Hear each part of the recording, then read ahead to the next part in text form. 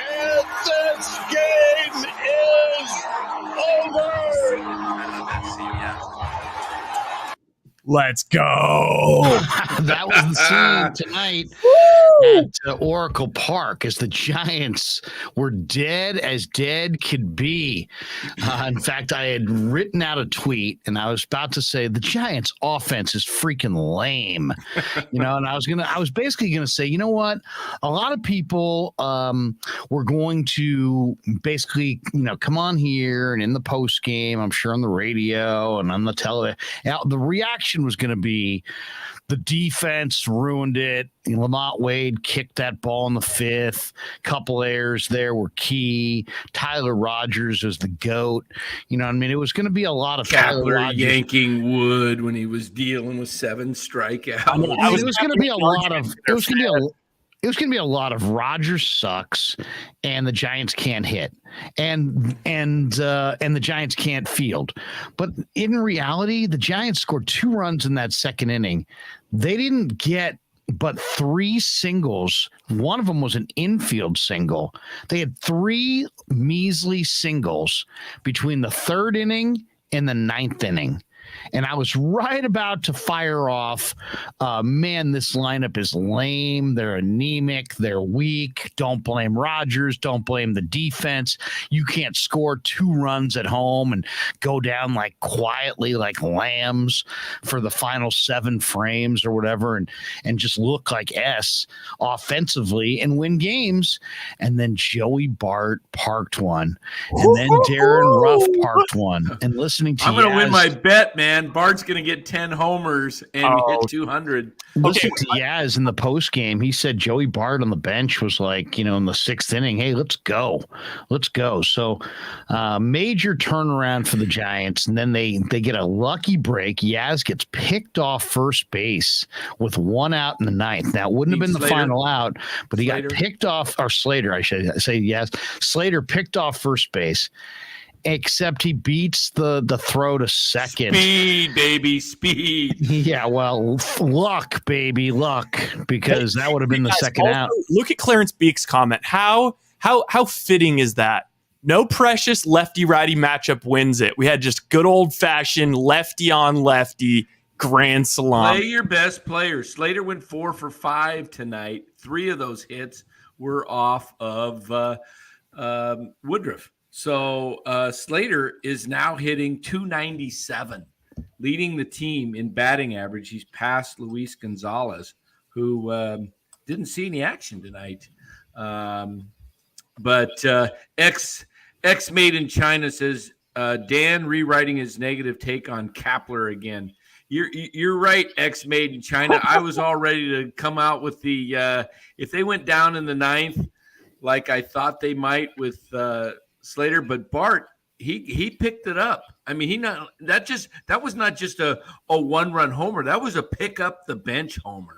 Well, isn't it ironic that guys that were being pinch hit for yesterday are hitting bombs today? I mean, maybe they ought to reassess some of the pinch hitting decisions they've made and start to stop playing so many lefty righty games and stop acting like if you get the entire roster in the game, it's not little league.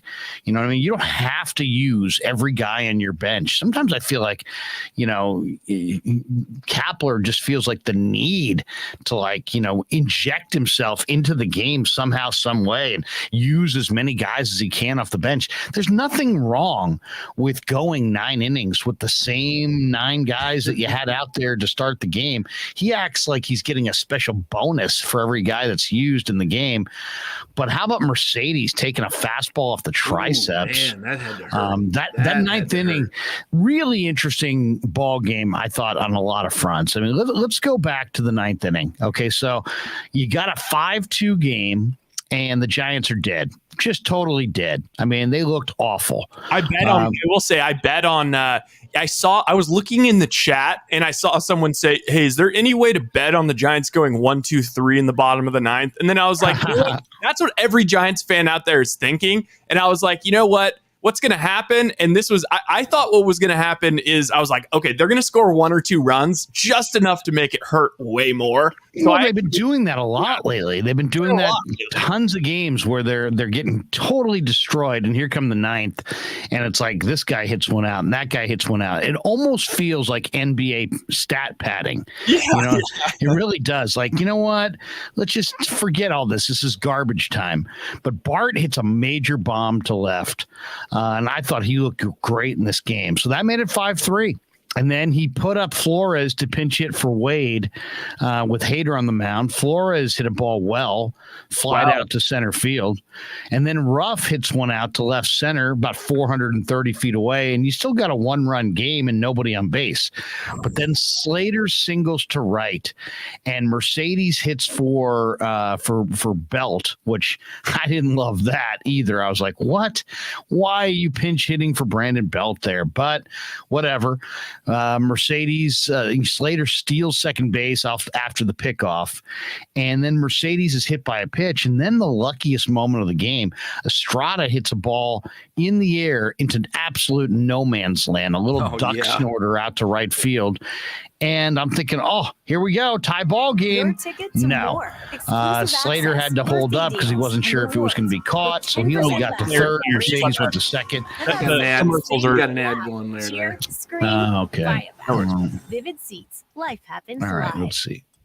So then that loaded the bases for Yaz. Did we not get it? The highlights playing now. Davis is in. Yelich will score. All right, there we go.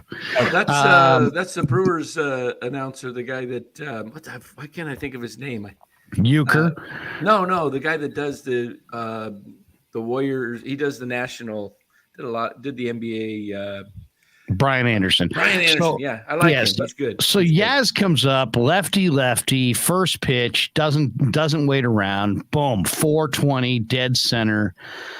With Slater, Mercedes, and Estrada aboard, and a 5-4 loss becomes an 8-5 Giants win. Unreal. A win they needed in the biggest way. Oh my God, they needed that win. This game was interesting from the standpoint of Woodruff is outstanding. He went 5 2/3. He did walk 5. It wasn't like he was super on tonight, but the Giants just couldn't get anything going for the most part. As I said, they got a single by Slater, an infield single by Slater. Other than that, there was only one other single, from between the second inning and the 9th. They didn't. It wasn't just that they came back in the 9th. It's that they came back in the 9th against Hader when they were totally dead in like the 5 previous innings. Oh yeah, it was really an amazing game to watch. I will say this too. One other thing. Tyler Rogers, my God, can we enough of Tyler Rogers? I mean, that meatball that he served right down the middle to McCutchen, it's like, yeah, was there bad defense played in that inning? Yeah, but doesn't mean you need to groove a meatball right down the pipe to McCutchen, who just jumped all over it. That probably should have been the shot that beat them tonight, except Yaz, would come back in the 9th inning with the granny to take Rogers off the hook. But I think they got to look long and hard at Rogers. He's got a mid-4 ERA. His command is not great. His stuff is subpar. Point there with Rogers, because I agree with you. He's not pitching well, but I don't know what most teams have a role for their slots for guys, right? I mean, last year Rogers was the 7th or 8th inning. He should never pitch in competitive games. He's an up 5, down 5 guy. Every time you want to use Luis Gonzalez, throw Rogers instead. I think Rogers is. Tell my story. He can pitch every day, but it's almost like a threat. Yeah, we've got the return of ads. Get the return of ads there on ESPN or whatever you got going. I just think Rogers. He just doesn't have. There's no defined roles this year in this bullpen. Guys pitch in the 5th, guys pitch in the 9th, guys pitch in the 7th, guys pitch in the 3rd. It's like the bullpen is like, oh, I don't know why they've changed that. Last year, it was Rogers in the 7th, McGee in the 8th, Duvall in the 9th. When he came on before Duvall, it was McGee in the 9th.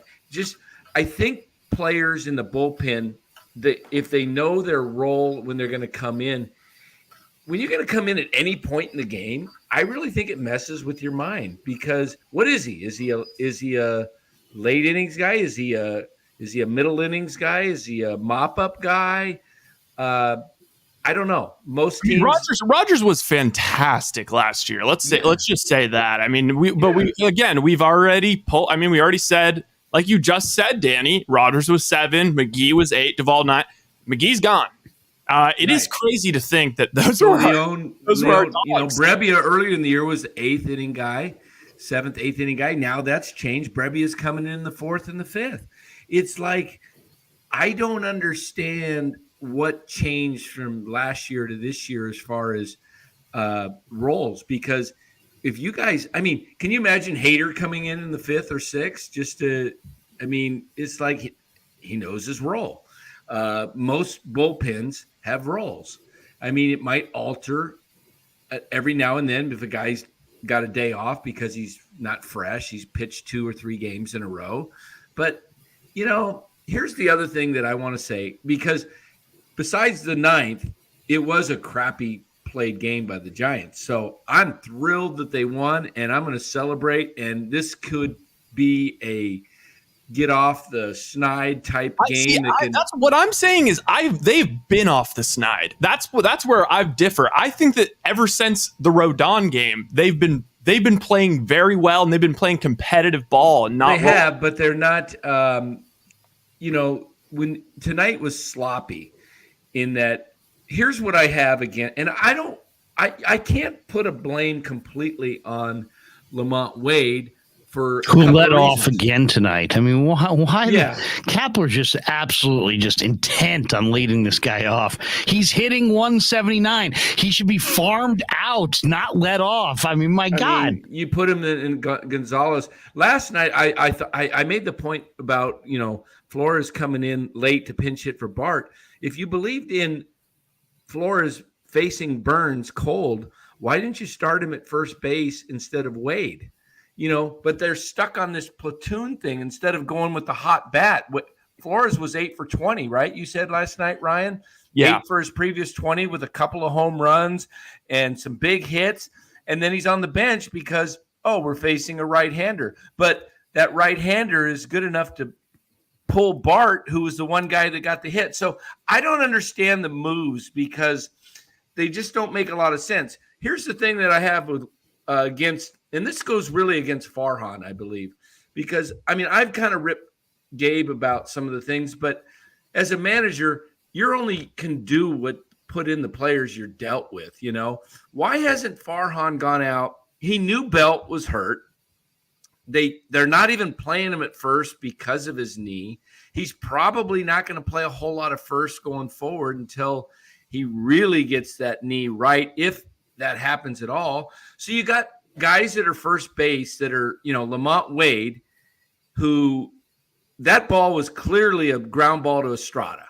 And Wade's got to see that. He's got to know if the ball's hit to my right, my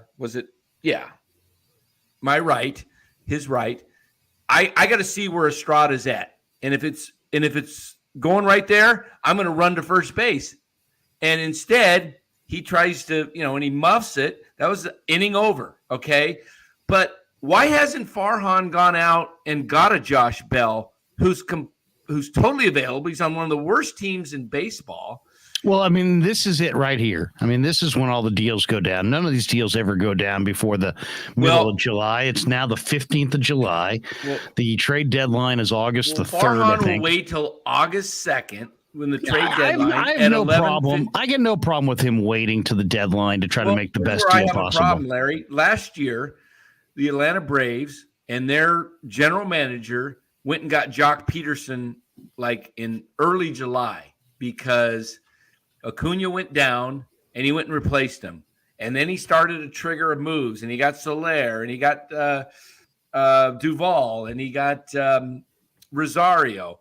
But he didn't wait around until the trade deadline to make all those deals. To me, get ahead of people. Go get Bell instead of getting into a bidding war. You need him.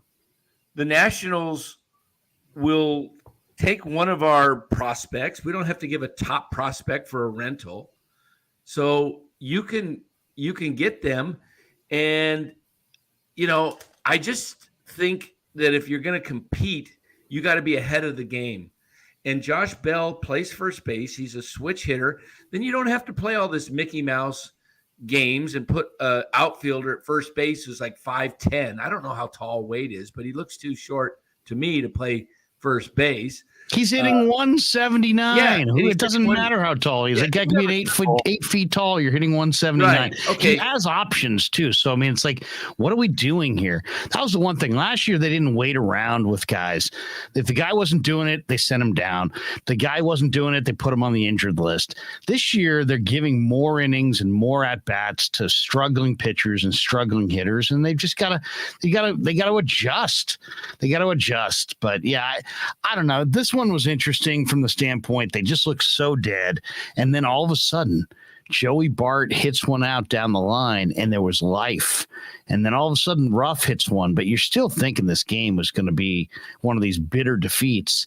And then the ball drops in, and suddenly, the Slater's safe at second after being picked off. And all of a sudden, you're starting to think, well, maybe the Giants, all they really need here is a Yermin Mercedes base hit. Then he gets plunked, and it looked like it hurt, man. 98 or whatever it was in the tricep. I've been hitting the tricep before that. It hurts a lot. And I was hit with 82. This guy's throwing 97. I can only imagine what that felt like. He was checking an inventory down at first base. He was pulling up his shirt, showing Anton Richardson over there. He's like, look at this welt. But it's interesting. I don't think Hader's quite the same guy, but that's a side point. The real thing for this one is the Giants needed this in the worst way possible. Oh, yeah. I mean, they really did. Dustin the Gale donates $4.99. He says, a month ago, I made a donation saying home runs are more important than base runners when you're behind in the ninth, but I'll take a grand slam walk-off any day. Dustin the Gale, thank you very much for the $4.99. And thanks to everybody, by the way, who contributes to the chat, whether you donate or not. We got a Jay Hutch donation in there, too, for $4.99. Is Jay Hutch donating? Oh, Jay Hutch. Hutch, just become a member, man. Oh, wait a second. I just jumped that. Sorry about that. Can you go back to that? Yeah. Jay Hutch, $4.99. He says, Anonymous had a great point. Posey's the difference with our staff last year to this year. Posey was a part of those decisions. Bart was not. His Bart is not there yet. Well, I will say this. I don't know what, that brief respite did for Joey Bart, but he looks better. He wasn't really down for very long. I would say this is the most momentum I've seen from Joey Bart. I'll say this for Kapler. I don't care who's pitching tomorrow. Put Joey Bart in the lineup. Please. Bochy would. For sure. Okay, I've got numbers, and I will say, 24. Classic sports radio. He doesn't need to rest. Classic sports radio thing is like, you make a prediction, and then, you're like, oh, I said blah, blah, blah. But we did, and this was partially me being, it was a bit of a stretch by me at the time, but at one point, we did a segment where when the Giants were in the midst of this crap fest where we were 3-15, and we said, who is one guy we could go out and get that you think could turn the year around for this ball club? And we went around, and I said, I know this sounds stupid and it's a Disney movie, but Joey Bart. Joey Bart, if he comes back up and starts hitting, that could electrify this club. Joey Bart, since he's been called back up, is hitting .318 with a 400 on base, 2 home runs. Joey Bart in his last five games, hitting 400 with a 471 on base, 2 home runs and a double, 2 walks. I think he should be pinch hit for in the 8th. I think so too. And then also, how about this? I know we can talk about, the last game was brutal, but if you take a macro view, since that Rodon game when we said, I think that this season might have been turned around, we are 5-2. Our only 2 losses were by 1 run. We've scored 45 runs and we've allowed 15. That's a plus 30 differential. I think you should be hired I think you're going to get promoted to the Giants Geek Squad, Ryan. I think so. It's interesting. They did have an interesting stat on the broadcast that caught my ear. I thought was really interesting, and that was that. Let's see if I can find it here. Basically, the Giants have out-homered their opponents this year. It was by a lot. It was like 105 to 68. 68 was the number, yeah. 105 to 68 is what the Giants have out-homered their opponents this year. That's pretty damn good. That's pretty good. Last year they were. This is how they won games a lot. Last year was by the long ball. They scored 105 to 68 on the year. Yeah, off the long ball. Tonight they got 6 of their 8 runs off of the long ball. So they had those 3 homers in the 9th, and all of those runs were driven in by home runs. It's interesting because I was looking at the. Is this not shocking to you? Someone in the chat said this: the Giants are 4th in comeback wins in the baseball. That does surprise me. Absolutely. And Clarence Beek says that Joe Sheehan's newsletter today noted that the Giants' record in 1-run games and intimated that it should turn around. So if you're looking at that. They've been down. Last year they were terrific in 1-run games. This year they've been awful in 1-run games. If there's some kind of, if the numbers, if you believe those numbers even out over the course of 162, then maybe the Giants are due to win some 1-run games second half of the year. But this was one they absolutely had to have. They really had to have it. This team, let's be honest, guys. I mean, this team has just been, they've been limping for several months now. I mean, it's like they had a very strong April, and then it's basically 500 May, 500 June, roughly, and July. What are they in July? I mean, it's not good. They started off July with, let's see, 1, 2, 3, 4, 5 straight losses. Then it went, okay, so 5. 1-5, 1-7, 3-7, 3-8. Okay, 5-8. Okay, we are 6-9. Yeah. So 6-9. So they're under 500 in July, and they're badly in need of consistency in the rotation, consistency in the bullpen, but they're badly in need of some better offense and better defense. And tonight looked like it was going to be another game where there was just, the defense. It's one thing, they scored 2 early runs against a really good pitcher, right? And you're feeling like it's almost like deja vu all over again from last night, and then nothing. And then the defense eludes them in the 5th. And I swear to you guys, I really thought that was going to be the subplot or the narrative of this game, is that the Giants defense once again cost them. The announcers kept saying, well, the defense has really let them down here. But I'm thinking to myself as I'm watching this game, you have to be able to, make a couple mistakes in the early innings, fall into a 5-2 hole, and climb out at home. Yeah. And instead, not only did they not climb out, going into the 9th inning, they were still sitting where they were in the 2nd on 2 runs, and they're staring at Hader, one of the dominant relievers in the game, and you're thinking, you know what, this thing is done, and we're going to get on there, and we're going to talk about Rodgers, and we're going to talk about defense, but man, it is this anemic, lame offense that can't get it going, and then boom, boom, boom, boom. I mean, the ninth may have saved the season. Really, I believe so. Yeah. Tonight, though, to me, Bart's home run really fired up the team, and then Ruff. It was an interesting point when they were down 5-4 and Mercedes was batting. They showed a shot in the dugout, and Ruff was kind of laughing and smiling. Yeah. And it was like you could see the confidence was there with the team. And I really believe that long ball by Bart really did something, because he's your rookie. He's your rookie. He's really your prize rookie, if you think about it. He's your number 1 draft pick, the number 2 overall draft in the 2018 draft. So this is a guy, and he's got big power. I mean, he hasn't tied into it, but he's got massive power. Go ahead, Danny. I didn't mean to interrupt you. I'm just saying that shot, if it had been just a home run that just barely made it over the wall, that thing was a moonshot.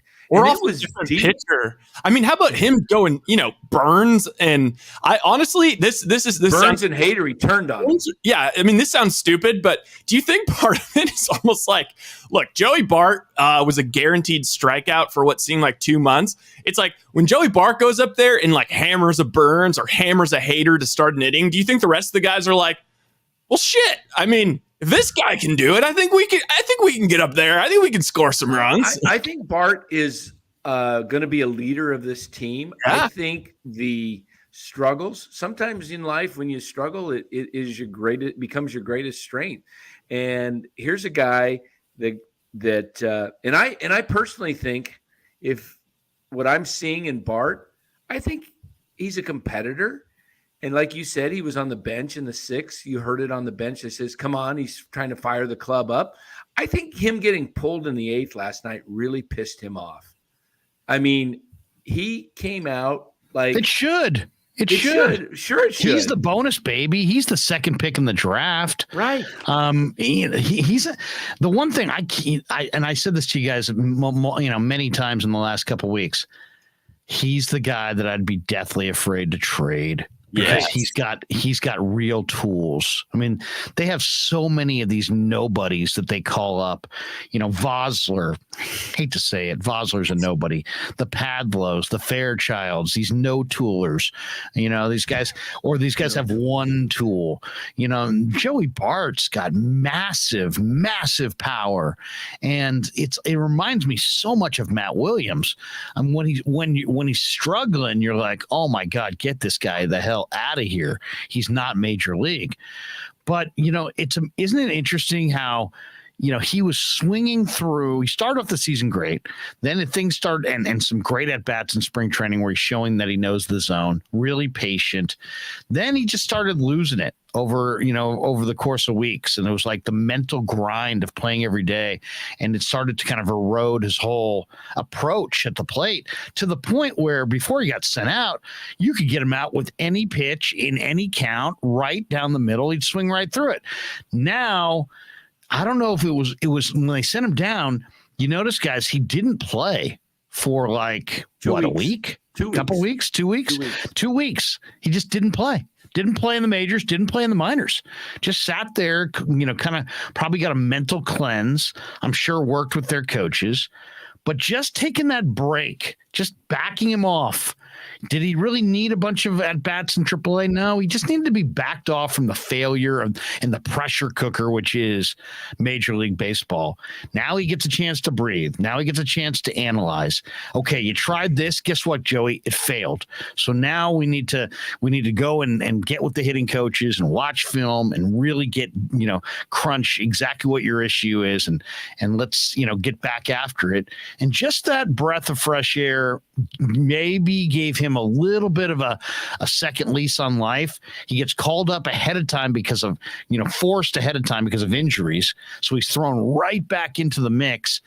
And he looks like a totally different player. Now, I want to see him in the lineup tomorrow because that is my concern, is that Gabe does too much of these games and not enough about, hey, let's ride the hot hand. Yeah. And right now, Joey's the hot hand. Wouldn't you guys agree? Yeah. Tomorrow they're facing a lefty. And I'll bet you that my guess is he's going to catch wins and DH Bart. But he may go with wins as a DH because they had the 2 successful games. I personally would just put Bart in there, and I wouldn't use wins as the DH. You know what? Anonymous makes a good point. It's a day game tomorrow, so maybe put Bart at DH. It's a 4:15 game, though. It's not a 1 o'clock game. It's a national game. Jay Hutch, by the way, now a team member. Yeah. Jay Hutch, welcome aboard to the Krug Show. Team member. And before that, we had somebody in the chat who was actually donating that we didn't recognize. Yes. So let's our boy. Mark Graves, there you go, who runs Danny's mic.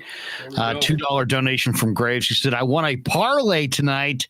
The jelly donut is on me. I think he said it was he made like $150 or something earlier. Who doesn't love a good jelly donut?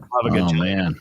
How's your jelly donut guy, Larry? Not to get us completely off track, but your donut guy is he still complaining about curd? Does he have Kapler takes? You know, it's funny. I haven't seen CK from All Star Donuts in Walnut Creek, but I went in there many times before the finals, and he's like, "Man, they got to fire Kerr's ass, Krug." You know, I'm like, seriously. I mean, I could see CK. You do realize that if the Warriors fired Kerr, there'd be like 5 other coaches who would be simultaneously all fired just so these other teams could compete for Kerr. You do understand that? Say, they got to fire Kerr's ass, Krug. So CK. If you're out there, yes, he does make a great jelly donut. Of all the jelly donuts, by the way, I think raspberry is the best filling. Would you guys agree? I mean, do you want lemon? Do you want I mean, there's different kinds of jelly in the jelly donut, but the raspberry jelly donut is hard to beat. I love a good raspberry. That's I love a good raspberry donut. Well, we've got another donation. Who's donating here down at the bottom? Toplin 8. He says, "What is going on with Crawford? Luciano close? ? Oh, there we go. What is going on with Crawford? Well, Crawford's 35. Yeah, that's what's going on with Crawford. Thank you, though, Stephen Coplin 8 for the $1.99. Luciano is not close. Can we look up what Luciano is doing? I believe he's playing for the Eugene Emeralds. Right, Danny, isn't Crawford in in high A right now? Yes, or isn't Crawford? Isn't Luciano in high A? He was hurt earlier. I don't know if he's back. He had some back issues, and he was working out down in Arizona at their spring training at their minor league facility, their new facility. Yeah, it doesn't look like he's gotten an AB since still hitting 280. Yeah, 288. No AB since June 3rd, but he does. Hutch Serves Gaming says All-Star Donuts is that the shop that's in the same shopping center with the Provident Credit Union? Yes, it is. Look at Jay Hutch knowing his strip malls. I mean, you know, now that is good suburban strip mall knowledge for 500. Okay, so tomorrow $10 at plus 2,900. Yeah. Yeah. Nice. Before the 9th. Ranger 44 says strawberry in the jelly donut is what he's looking for. So hey, tomorrow they're going to be. Wait. Somebody asked. I've lost it. Somebody asked, how did they become a member? And you know what? Our new member, Jay Hutch, just answered the question. I guess you have to be on a laptop or desktop, but there will be a join button next to the sub button. Yeah, see, if you're on your phone, you don't have that join button, but if you're on a laptop or a desktop computer and you just click on the Kruk Show, just hit that join button, as you said, right next to the subscribe button, and you can be a member. And you want to be a member. Why? Because Ryan and I are on the verge of heading down to 49er camp for training camp, and we are going to bring you daily videos, interviews, highlights. You are going to want to be a Krug Show member. Now, we'll bring some of it to the channel for non-members as well, of course. So even if you're not a member, check out the Krug Show channel. But there'll be extra stuff on there because we're going to be embedded with the Niners all year long. And we're going to bring you access that we have never brought anybody before. And we're going to cover the Niners in a way that we have not yet covered the Giants or the Warriors. So it is going to be daily video interviews, lots of stuff. Ryan and I doing daily camp recaps. There's going to be a lot of stuff there, and some of it will be behind the paywall for members. So if you want all of that Niner information, all of those videos, all of those interviews, everything that we've got going from Santa Clara this year, you definitely want to subscribe, and you want to be a club member, and it's really inexpensive. I think it's like $4.99 a month. And Carlo is saying on phone, click Krug Show logo to get to his homepage and join. So I think maybe there is an option on the phone, but maybe it's a little trickier. Okay, I didn't know that. Jay That's Hutch good out enough. there used to live in Concord. Hey, I grew up in Concord. Jay Hutch, did you go to high school, Hutch, in Concord, or you just? He's not on the line, Danny. You got to call him at home. No, he's in the chat. You can have Danny just talking directly to the chat. Yeah, just talking to the chat. Also, part of Concord. Well, I'm from Concord. I know a man from Concord. I would walk down the street and give you the kind of the head. Hey, I'm Dan Coccimilgio. Where are you from? From Concord. Yeah, City of Concord recreation ping pong champ. Somebody, you were a ping pong champ?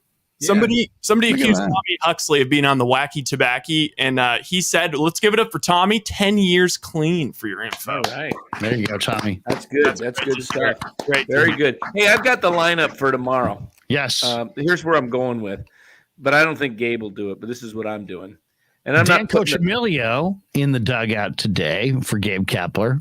Yeah, Is this I'm Big gonna. Boss Man affiliated with Talking Baseball? I love that He podcast. says, They're Big going Boss against- Man says, do we think the players respect Kapler? We'll get into that after Danny They're going goes against with his the lineup lefty. tomorrow. They're going against the lefty. How's our bets, by the way? How's our bets? Oh, My hey, bet, don't mention that. You guys won and I didn't. Oh, no, I lost. Not only did I I lose, took the Dodgers. I Dodgers thought almost had Golden a, State beat Denver. Or no, beat, Chet was out and they Okay, still so- lost. OKC. Oh, they still okay. So Larry wins. Monster Larry slam. picks the Dodgers. Almost a perfect game from Clayton Kershaw. Saw Went that. 7 perfect innings, and then a double to start off the 8th. But against the Angels, the struggling Angels, and the hometown Angels cheered Kershaw. I thought that was a classy move. For a guy that's been a great pitcher in the game and probably close to the end of his career. So Dan, why don't you marry him? I recognize greatness, man. No, I understand, especially since you're How about this one? Mercedes, BMW, Porsche. Larry, maybe a collab between All Star Donuts and Pasquale from the New York style Hey, yeah, Italian put the sausage right company. in the donut hole. There you go. And you got We grew up with a Sunday dinner. Yes, we did. you can We put grew up the, with the Sunday dinner, and we're you going can to be put at the their golf sausage tournament in August. the donut hole and forget it. All right. What do we got here? Romo 2001. Ryan, you got to make an emoji of the fan in the bleachers with the fist pumps. Are you talking about Red Rhino? No, we're talking about the Oh, yeah, Red Rhino. Red Rhino went needs to to my come high on. school. We get your Red Rhino. I got Red Rhino's cell phone. You want to? Rhino works for Barstool. You got Red Rhino's cell phone? Yeah, I know Red Rhino. Do you really? Call Yeah. him up right now. Let me see if I got Red in my phone. Yeah, Red Rhino is a Sagnacious guy. Oh, Go tell him Cats. maybe tell him to call into the show if he. I'll open my thing just in case. You guys like Red Rhino? Now he runs a little hot. He does may- look- Get him. I should have got him in the He just stands. sleep with the fan on for sure. Where's my Red Rhino on here? I may have to dig up Red Rhino. It's probably his number, I think, 'cause I talked to his mother a few months ago. She was looking for, him to have advice because she knows I went to SI and she's concerned about Red Rhino going down the wrong path. Does he But work Red- for Barstool? He was working for Barstool a year ago, but I'm not sure if Red Rhino's still doing it. Frisco Willie says, I'm a Wildcat too, class of 94. There you go. Fist Frisco. in the air. Go Cats, get them Cats, go get them Cats.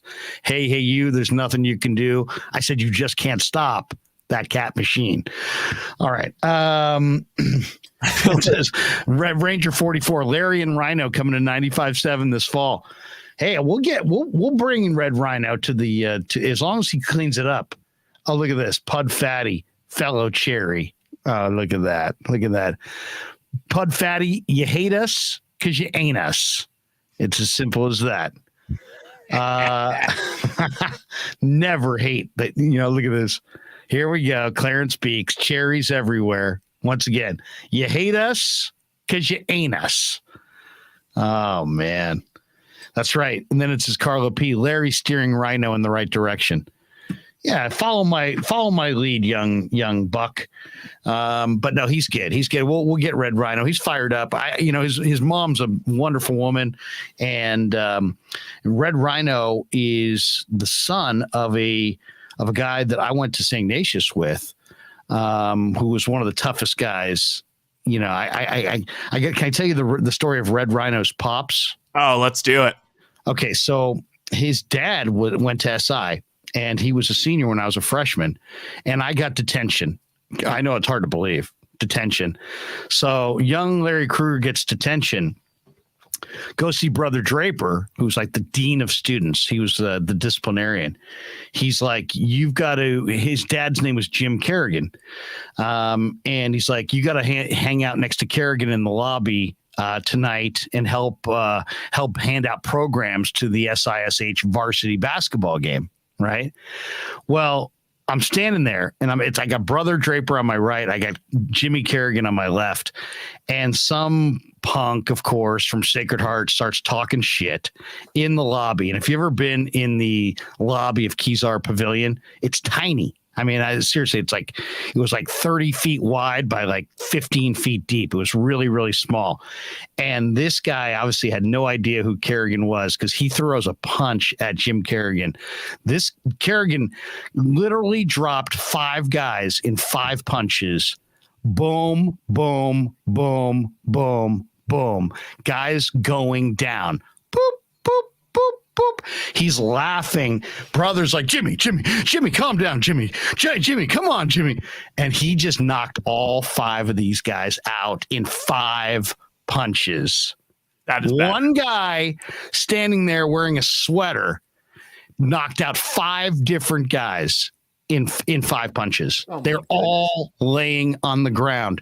And I looked over at him and he's kind of like that. He was like laughing. It was classic. It was classic. Did It was one of the great Rhino? moments in high school history. What's that? Did he resemble the Red Rhino? He was a curly blonde haired guy, but a great football player. Tough as shit, and really, really good dude. He's no longer with us, sadly. But Jimmy Kerrigan, great guy, and Red Rhino is his kid, and so the apple doesn't fall far from the tree. So I love Jimmy, and I love Red Rhino because hopefully he's doing good things. So we'll get Red Rhino on our show because he's fun. He's fun. Yeah, he's a fun. He looks like a fun 44. guy out there out in 415. Here's what I'm going to go with tomorrow. I hope Gabe does something like this because this is what I want to see. I don't want to see Austin wins. Just because you won 25-0 in 2 games that he was in doesn't mean he's the guy that should be DHing. So I'm going to lead off. Yes, more high school stories. Yes. Okay. Thank you, Carlo. I'm glad you enjoyed it. I'm leading off with Slater, the guy who went 4 for 5 tomorrow. They're facing a lefty too, so Slater will be center field. Everyone's waited on bated breath for Dan's lineup. Here it is. Here we go. Estrada. I'm putting Estrada in the Back 2 to hole. Dan. Clarence speaks. Back to you, Danny. All right, here we go. Here's your I'm lineup. putting Estrada in the 2 hole at shortstop, getting some speed at the top. Who's of the leading lineup. off? Lamont Wade. Slater. Wait. But Dan, go a little more. Build the drama. There we go. Okay. Dan Coccimilgio. This is my lineup. I'm putting Slater leading off center field. Tyro Estrada at shortstop, batting second. I'm writing this down to see how close he ends up Or getting. more affectionately known as the 2 hole. Yes. The 2 hole. Wilmer Flores. By the way, batting did you hear third. Kruko? Did you hear Kruko on the Sammy Long inning? He's like, he really dropped a deuce on him. Dropped a deuce. Yeah. Kruko went with multiple dropped a deuce. I thought that was entertaining. But go ahead. Sorry, Danny. All right, I so interrupted. Wilmer I so Flores rudely is- interrupted you. At batting third, at second base. Darren Ruff playing first base, batting fourth, coming off a home run. This is where I'm not sure I want to put Gonzo or Yaz. So I think Gonzo's in a little funk right now. He's been 0 for his last 8, 9, 10. So I think I'm going to change it. I had Gonzo fifth. I'm going to flip him and Yaz. I'm going to put Yaz in the 5th spot because of his hit tonight against Hader on the first pitch, and then his previous at bat, he went after the first pitch and got a hit as well. So And are we playing center field? Is Slater's playing center field? Slater's in center. I'm going to put Yaz batting 5th in right field. Okay. Hermine Mercedes, hopefully if he's okay, is my DH. DJ over the top says, forget the lineup. I want to know why Larry got detention. What? I don't know. I was somewhat disrespectful as a young kid. I know that's hard to believe. Yeah, man, you and me both, huh? Wow. I was, I was in detention many a day. That's all I'll say. Yeah. Staring at those walls. Yeah, me too. But that was grade school. Some kids got to learn the hard way. You know what I'm saying, Danny? Yeah, exactly. So Mercedes is the DH batting 6th. David VR batting 7th at third base. Joey Bart, I'm going to move him up from 9th to 8th. Look at you. With tremendous confidence you're showing in him. And he's the catcher. And I don't want to move him all the way up to 4 or 5 this early. Let him stay down there. He's having success. But I want speed in the 9 hole. So I'm going to put Gonzo in the 9 hole and put him in left field. I got Stephen Coplinates says, "Where's John Vanderwall? Is he in left? Where's Vanderwall?" Yeah. So I got 2 lefties. Where are you hitting Rickert Finida? And where's Scarsoni in this mix? Okay, go ahead. So I got 2 lefties. Gonzo didn't play today. I don't think you should sit him again a second straight day. So unless his back's flaring up and we haven't heard anything about that, that's the only thing that might be a possibility. But now you still have Peterson available off the bench, Wade and Belt, and you Joe got Youngblood. How about Joe Youngblood? Joe Where's Youngblood, yeah, Joe Youngblood. Randy C415, Joe Youngblood, just randomly out of nowhere. Yeah. How about? Do you remember the what Joe Youngblood is best remembered for? Fight? Wasn't it a fight? No, Joe Youngblood was traded from the Mets to the Expos and played for the Mets and the Expos in the same day. Oh, it's a doubleheader. He played for the Mets, got traded to the Expos, and wound up playing in both games in the same day. Big Boss Man says 0 respect for the Brandons. Hey, I know. Yeah, seriously. Well, if I'm going with Boch's rule. You hit a home run, you play the next day.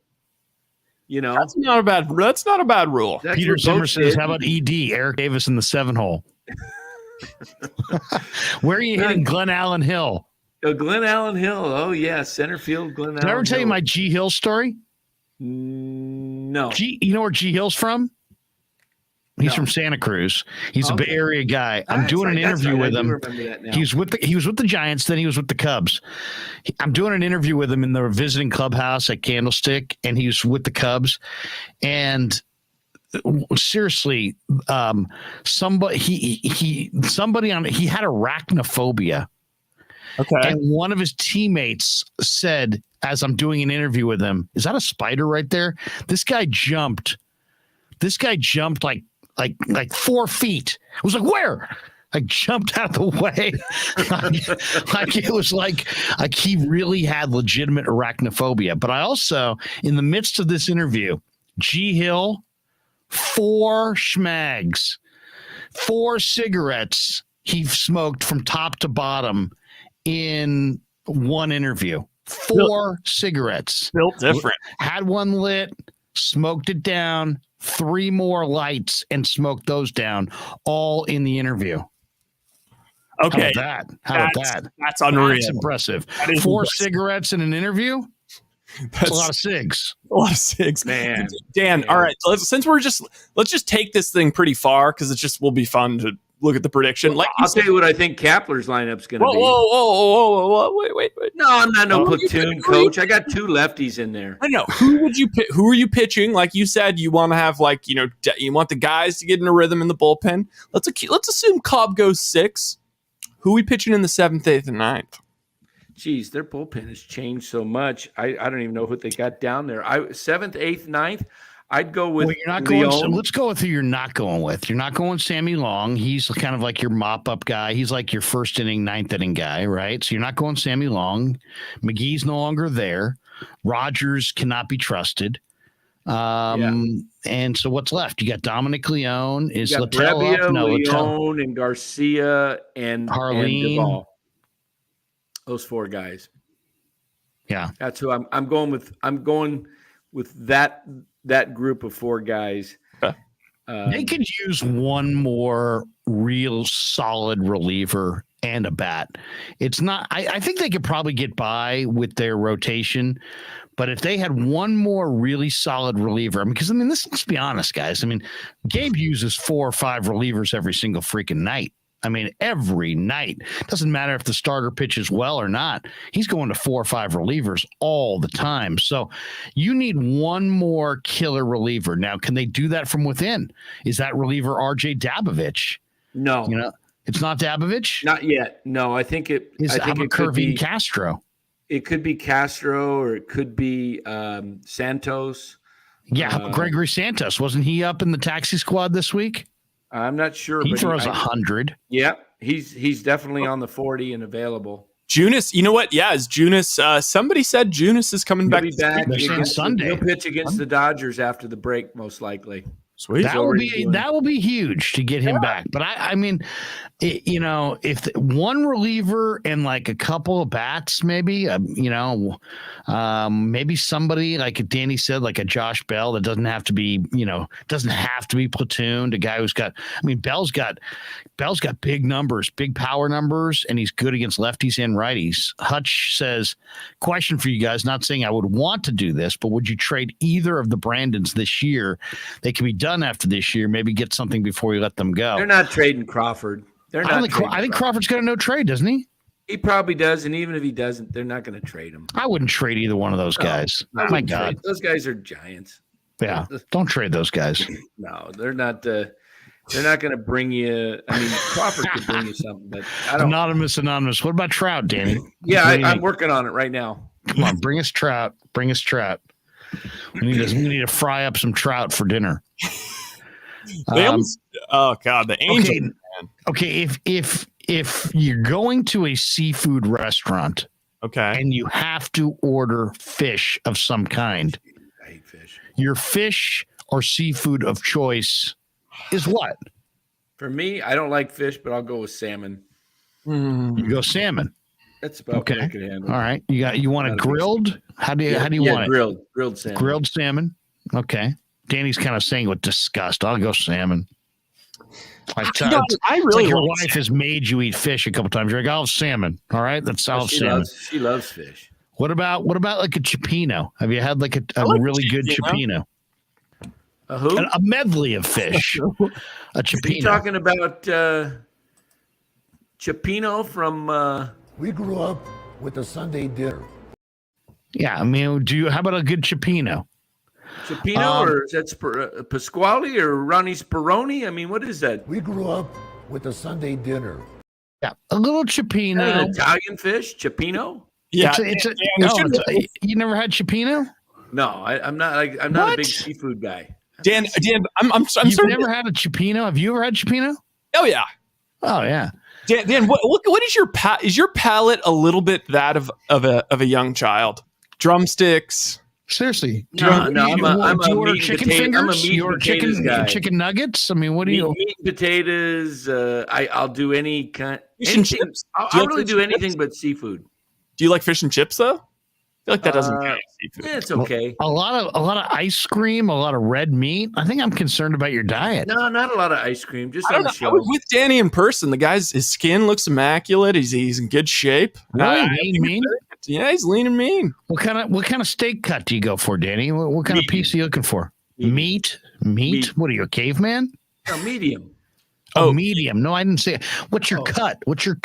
Oh, filet mignon. Oh, look at you. Look at this guy. SecureMoney.com on the web. SecureMoney.com on the web, ladies and gentlemen. Yeah. Think he's going porterhouse? Nah. When I go to the yard. Top sirloin? No. When I go to the yard down on the left field line. Right, Danny, do you laugh at flank steak? Do you just like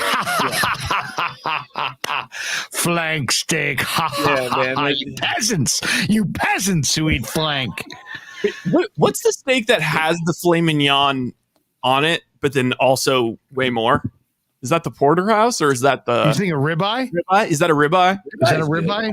I like a ribeye. I like some New York steak. New York steak's good. The ribeye's got nice little fat content that really makes it very really good. into that. Yeah. I like a little I like top sirloin if you go put it in cubes, like maybe with some peppers and some onions and some mushrooms. Hamburger helper too.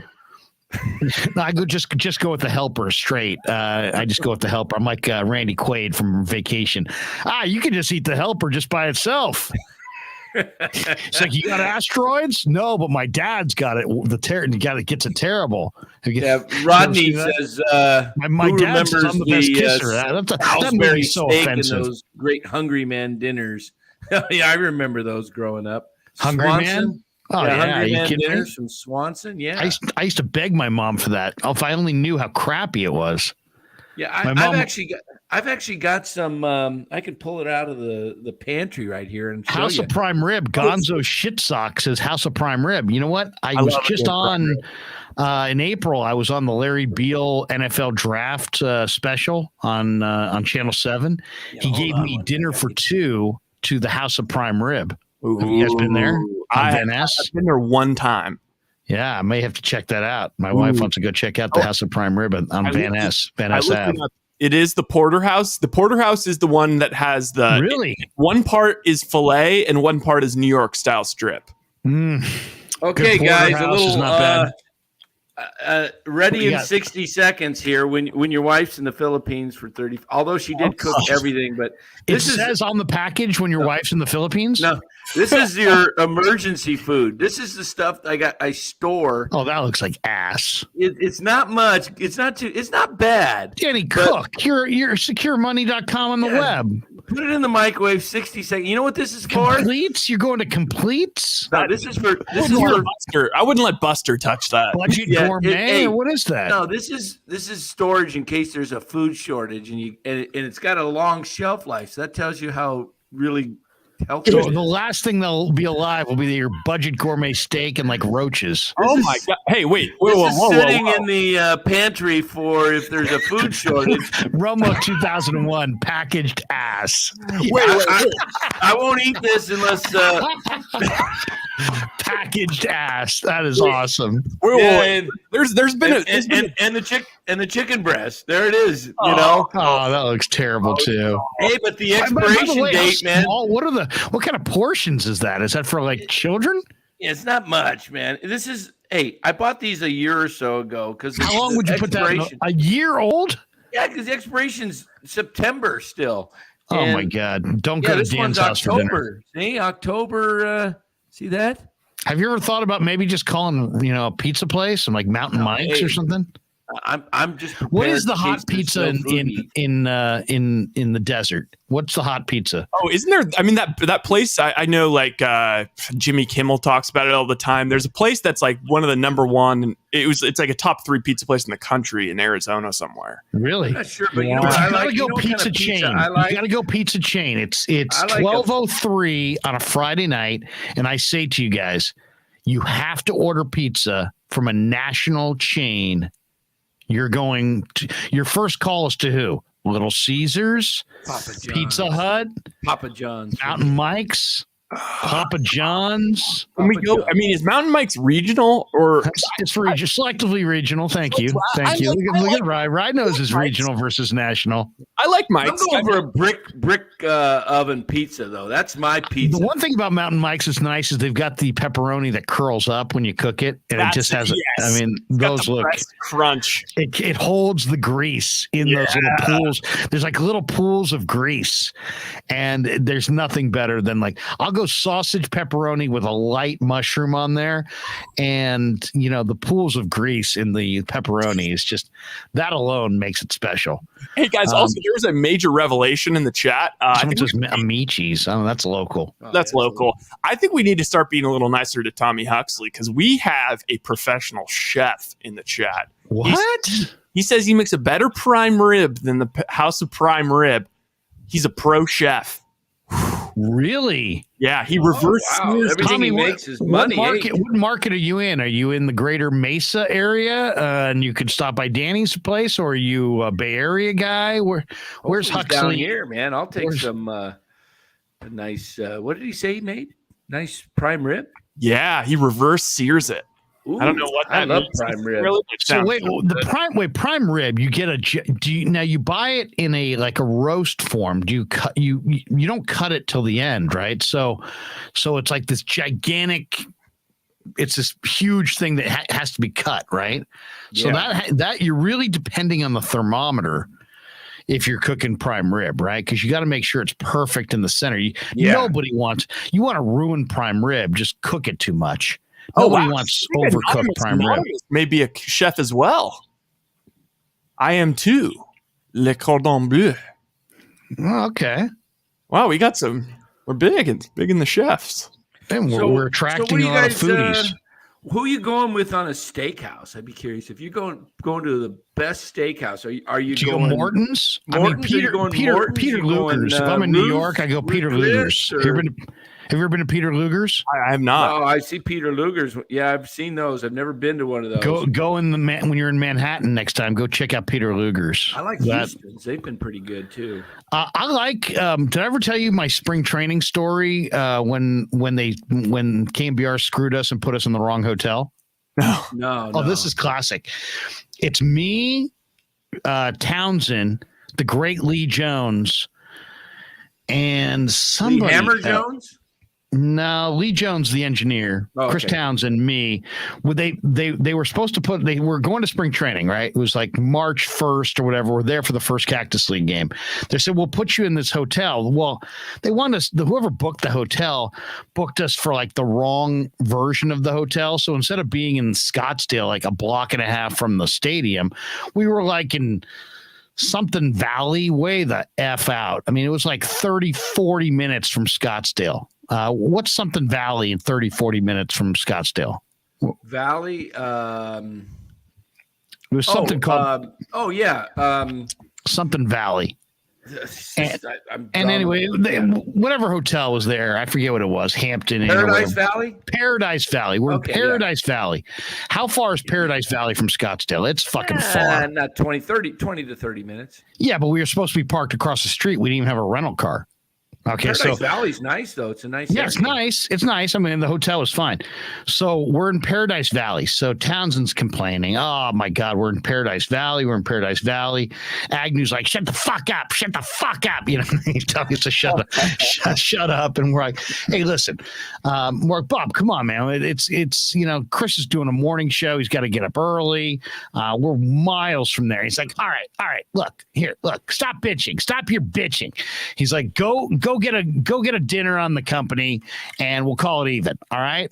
So me, Townsend, Lee Jones, and one other guy, and I can't remember who the hell it was. We go to Ruth Chris Steakhouse and we just freaking went to town. We all ordered the country ribeye. Have you guys had the country ribeye? It's got the bone and things like it's like an entire side of a cow. When they showed us the side dishes, we're like, yes, we'll take them. I mean, we ordered everything: the spinach, the mushrooms, the Caesar salad. Then we start cocktailing. I'm like, let me go double Greyhound. So now I'm drinking Stoli Greyhounds, and I'm throwing them back. Townsend's throwing drinks back. The bill comes. It was only three of us, and it was like 1997. It was like $695 for dinner. Oh my goodness, for three of you? For four of us, I think. Four of us. Oh, that's awesome. Four of us for dinner, $695. And so then we debated. It's like, who's going to give Agnew the bill, right? And so I said, man, I ain't doing it, man. I'm the nighttime guy. I'm not handing him a $600 bill for dinner. So we decided, I think Townsend was going to submit the request, and he submits it to Bob. And I'm standing outside his office, and all I hear is, what the fuck? What the fuck? He's just screaming, what the fuck? I mean, it was hilarious. And he's like, $600. He's like, Tony's gonna lose his shit. He's like, Tony's gonna chew my ass. He's screaming, he's yelling, he's swearing, and he's like, all right, get out of here. I mean, if you did that in 2022, you'd probably be done. Like, you canned. Yeah, you'd be so done. Have you guys done? Have you been to Mastro's? No. Mastro. I think they have one in San Francisco. They have one how about Fleming's? Do you have Fleming's? Fleming's is good. Fleming's is good. Fleming's, yeah. I think Ruth Chris might be better than Fleming's. The only thing is, do you like butter on your steak? Do you want butter on your steak? Because Ruth Chris puts a ton of butter. So if you like that buttery steak taste, man, you'll dig Ruth Chris. But if you're not into like straight butter on top of your steak, or like a lot of garlic butter on top of the steak, Ruth Chris probably is not your spot, because they just pour it on there. But the sides are awesome and the cocktails are great. You can sit there and just, I bet you could, we could do a show dinner, and it could be $1,000. We'll put it on securemoney.com. I like, I think we should put it on the Krug show. Maybe. Yeah, exactly. Yeah. Hey, Firebirds wood fried grilled. We have them down here. I don't know if they have them in the Bay, but They make the best baked potato. Oh my goodness. It's like the outside's all in. What do you put in your baked potato? You go sour cream? Used to, not anymore. Because look at you. You've made an adjustment. I'm watching the figure. I'm watching the fat. You're trying to get it. You're trying to get more into your fighting weight. Yeah. No, I got to watch a little bit of the, just don't get too much dairy and stuff. But so I got that Anonymous is a chef, so I got a little cosign from the chef. They had the most bougie mastros, and I've been there with my girlfriend's parents. There's one in Malibu right on the water, and it's called Mastro Club. Malibu, I've been to LA so many times. I've never been to Malibu. Ooh, yeah, that's where that's where Ned teaches. He's teaching at Pepperdine. Have you guys ever seen Pepperdine's campus? Yeah. Oh yeah, beautiful. Oh my God, it's pimp. It is pimp. It's right there on the water, on this cliff overlooking the Pacific Ocean. If you visited Pepperdine, there's almost no way you'd go anywhere else. The only problem is when I went to college it's hard to get to. San Diego. It has a religious dorm was overlooking overlooking the ocean. Point Loma College in San Diego. Yeah. Right on the Hey, ocean. I didn't hear what you said about Pepperdine. What were you saying? This is the reason why people tend not to want to go there. Is it has a kind of a religious thing where it's a private school, and it's they apparently are like super strict. Like you get in like a lot of trouble, like if you get caught like drinking in the dorms or like anything like that. So to me it seems like the perfect place to go. Sounds like a regular deal for us. Yeah, I know. It seems like my residential advisor at UCSB was a stripper. So I'm just throwing that out there because it's hilarious. But in Pepperdine, I know. In Pepperdine, I feel like it's the perfect place to go get your master's. Like when you're over 21, you're living off campus, and then it's like, oh, that's money. Yeah, we've been talking about these steaks, man. I think I'm going to break out the hormel. Yeah, that is so ass. Anonymous. Larry, you had the bacon at Peter Luger's. No, I bet you it's incredible though. But you guys, have you guys experienced hormel? I mean, this stuff is badass. Why don't you cook one up so we can see what it looks like? Yeah, seriously, you got FU money. You don't need it. It's 60. Hey, how long does it take? 2.5 minutes to put that thing in the microwave? 60 seconds, man. The thing's already crawling. Let's see what that looks like, and put that in the microwave, and let's see what that looks like in 60 seconds. I'll bet $1 to a dime that looks like ass. Dan. Also, I want you, because we put random stuff on the channel every once in a while. This pizzeria in Phoenix, this is the one I was talking about. Like New York Times says it's the best pizzeria in the country, and it's always on the 10 list. I'll go do a review there. Where's it at? It's in Phoenix. Where's the address? I don't see. Oh, Adams Street. Okay. Adams Street. Oh, I know where that is. Yeah, that's downtown. Maybe I'll have to check that out. Maybe Romo and I'll go do a little pizza review. And maybe we can do a little live stream from no, it's Graves that's here. Yeah, Graves, not Romo. Romo's in Lancaster, right?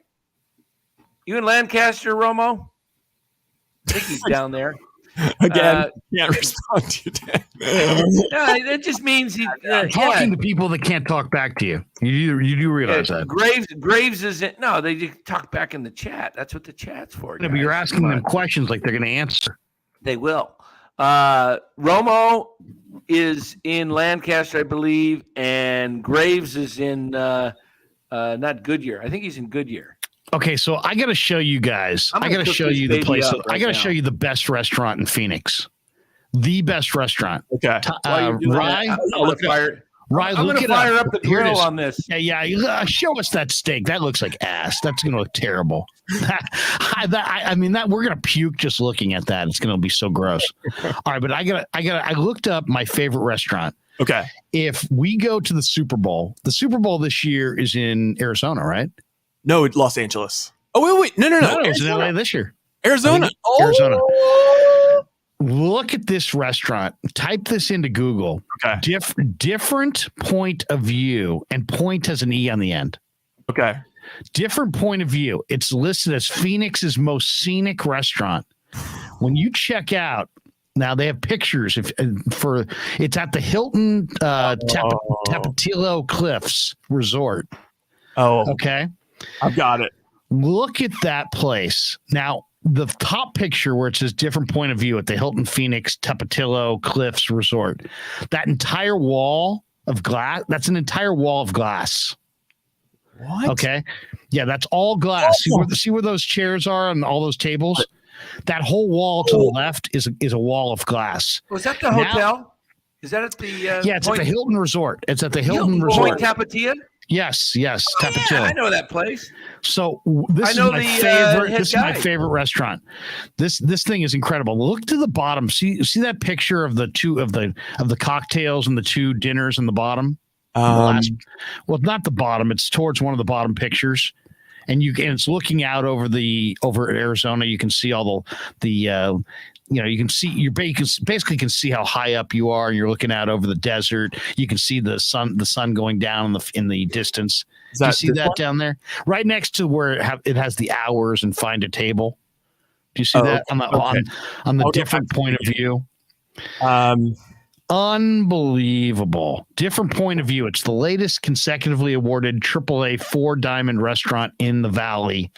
35-year-old restaurant. Stunning views atop the North Mountain in Phoenix. This thing's got a veranda right there. You can see the veranda. It's got a cigar bar. They have a full bar, 5-star dining. If we go to the Super Bowl, we're going there. We're gonna go out. We're gonna go out there. We're gonna smoke cigars. We're gonna pound drinks, and we'll Uber back to whatever hole that we're staying in. But that place, different point of view. We'll get Danny there. He can bring his TV dinner if he wants. Hey, my client is just retired. One of my clients was the head of the catering department there for years. Really? So I had wild boar chops when I was there. Oh my God. Incredible. Absolutely incredible. 5-star dining. I told you Charles Barkley was there the night I was there. Hey, I'm about to make Anonymous pretty jealous right now.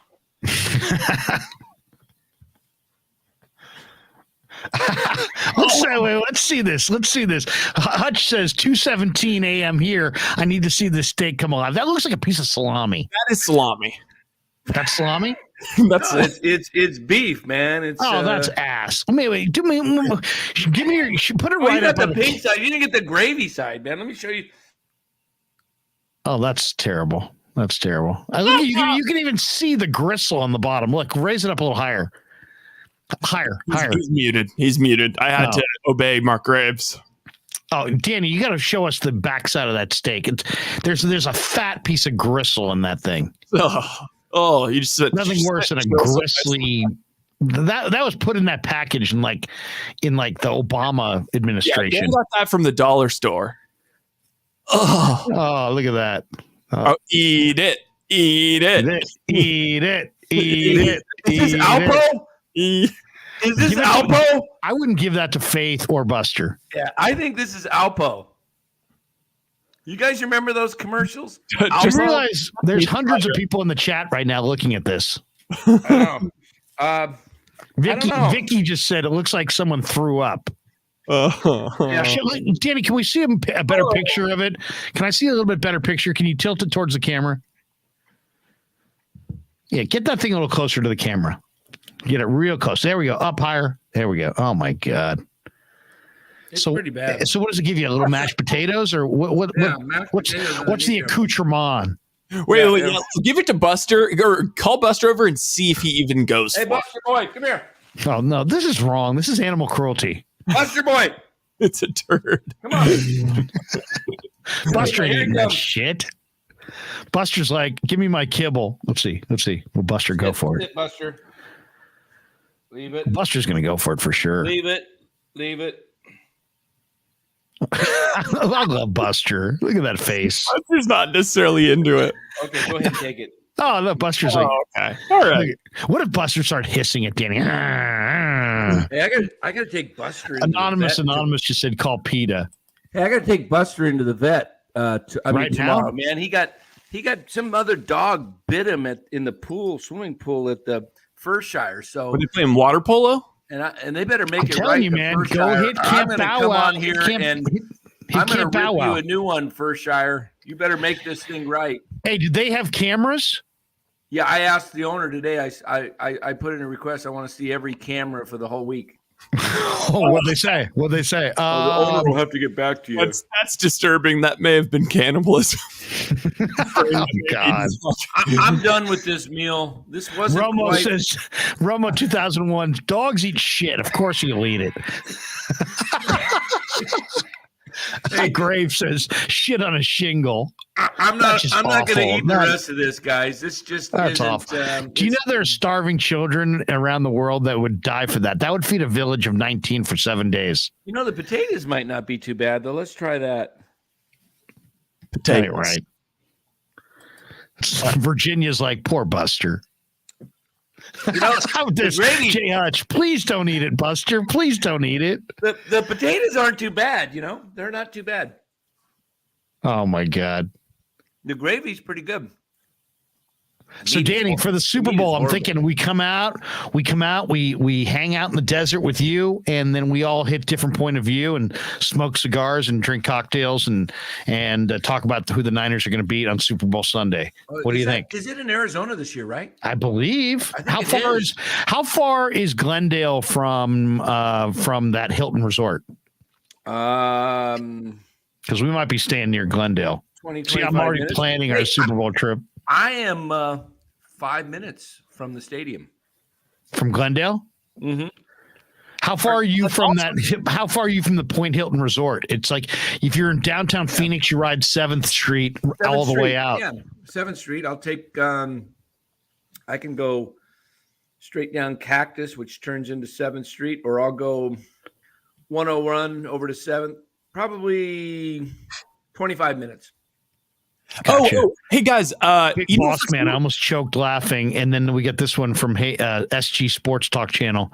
Who's that? SG Sports Talk Channel. Chardal, and you know what? So That's this Chardal. He is says, now Larry, can you another- read my super chat? So this is another thing that's happened. For some Potatoes reason, aren't too I bad. don't think it's coming through to us guys, because the other day Romo and I forget who the other person was, but they re-upped for another month, and it I think something's supposed to pop up that like says that they re-upped for another month. But we don't. I guess we haven't been able to see it.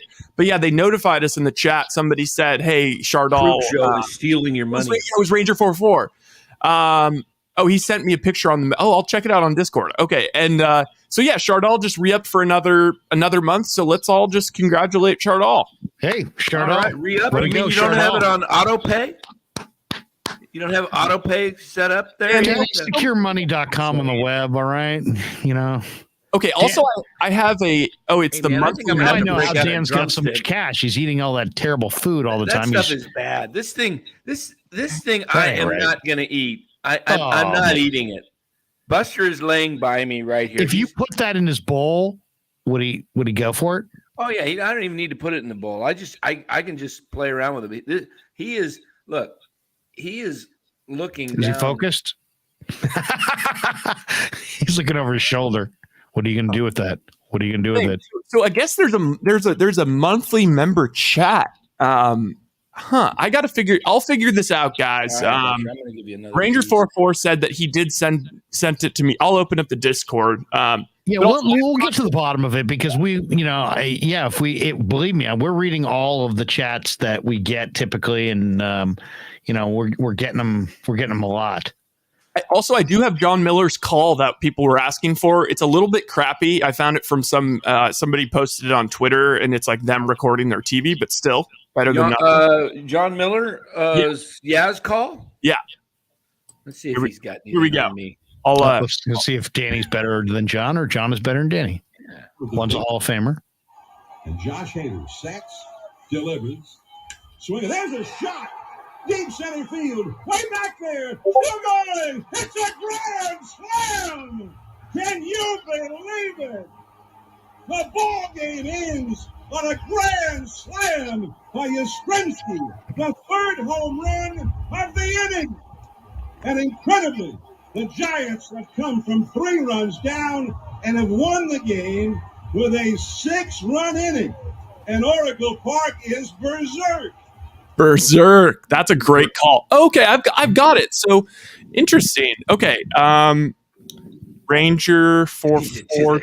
He's so jeez. Stick that out there. Graves says, feed that to the Coyotes, Danny. Yeah. That was a great call. By the way, my kid was in the other room watching some movie, and I'm like, get over here, man. I get a feeling this thing's gonna go the Giants' way. And then all of a sudden, here comes the bloop from Estrada, and all of a sudden, here comes Yaz, and it's like bags loaded, one out, boom. And man. that was such a cool moment too. Here we go. Baseball is such a. Hey, Larry, what are your thoughts of Jock Peterson, whose name's starting up? Way to go, Jock. What are my thoughts? My thoughts are 1 year, $6 million. I did think it was interesting. He went on local radio and said that he was fully aware that he wasn't going to play against lefties when he signed that deal. So interesting. I did find that interesting as well. It's like we can't really bang on Gabe if that was the arrangement between Peterson and Farhan. I guess so. I mean, if the Giants front office is telling guys that up front, then I mean, I have no problem with it, because my original thought was when I watched Wood walk off the mound tonight, did you see him shaking his head? Like, yeah, he seems pissed at Kapler. Like, here's the bottom line on that one. I think it's especially, I don't want to say cruel because that's the wrong word. It's especially not player friendly to pull a starting pitcher after 4 2/3. Yeah, it is. Let him, if you want him to step it up for you, you got to step it up for him. And what I mean by that is give him a chance at the W, Cap. My God, 4 2/3 to pull a guy. I better be absolutely freaking convinced that he's hit a wall and absolutely can't get anybody else out. Otherwise, aren't you going to lose the guy? How many times can you pull a veteran starter out of a game after 4 2/3 and not have him hate your ass? How many times can you pull a guy out in that situation and not get stank eye or not have him muttering your name and in anger on the bench? I mean, I sometimes I guess wonder, after he just signed a 2-year contract.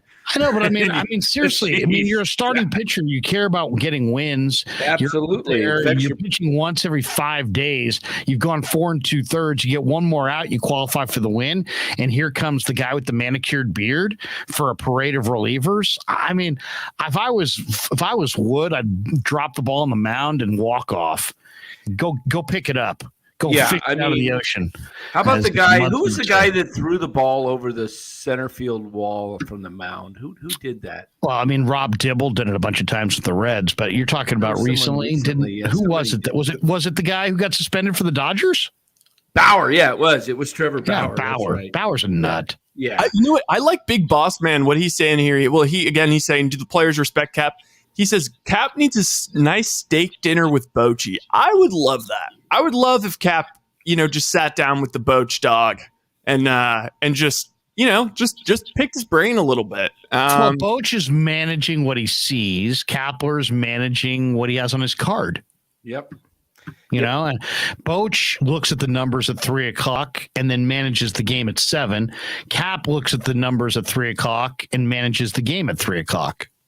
I mean, and then just executes the game at 7. When Farhan took over in 19 and it was Boch's last year and Boch announced his retirement in spring training, don't you think that was a gentleman's agreement, basically? Like, look,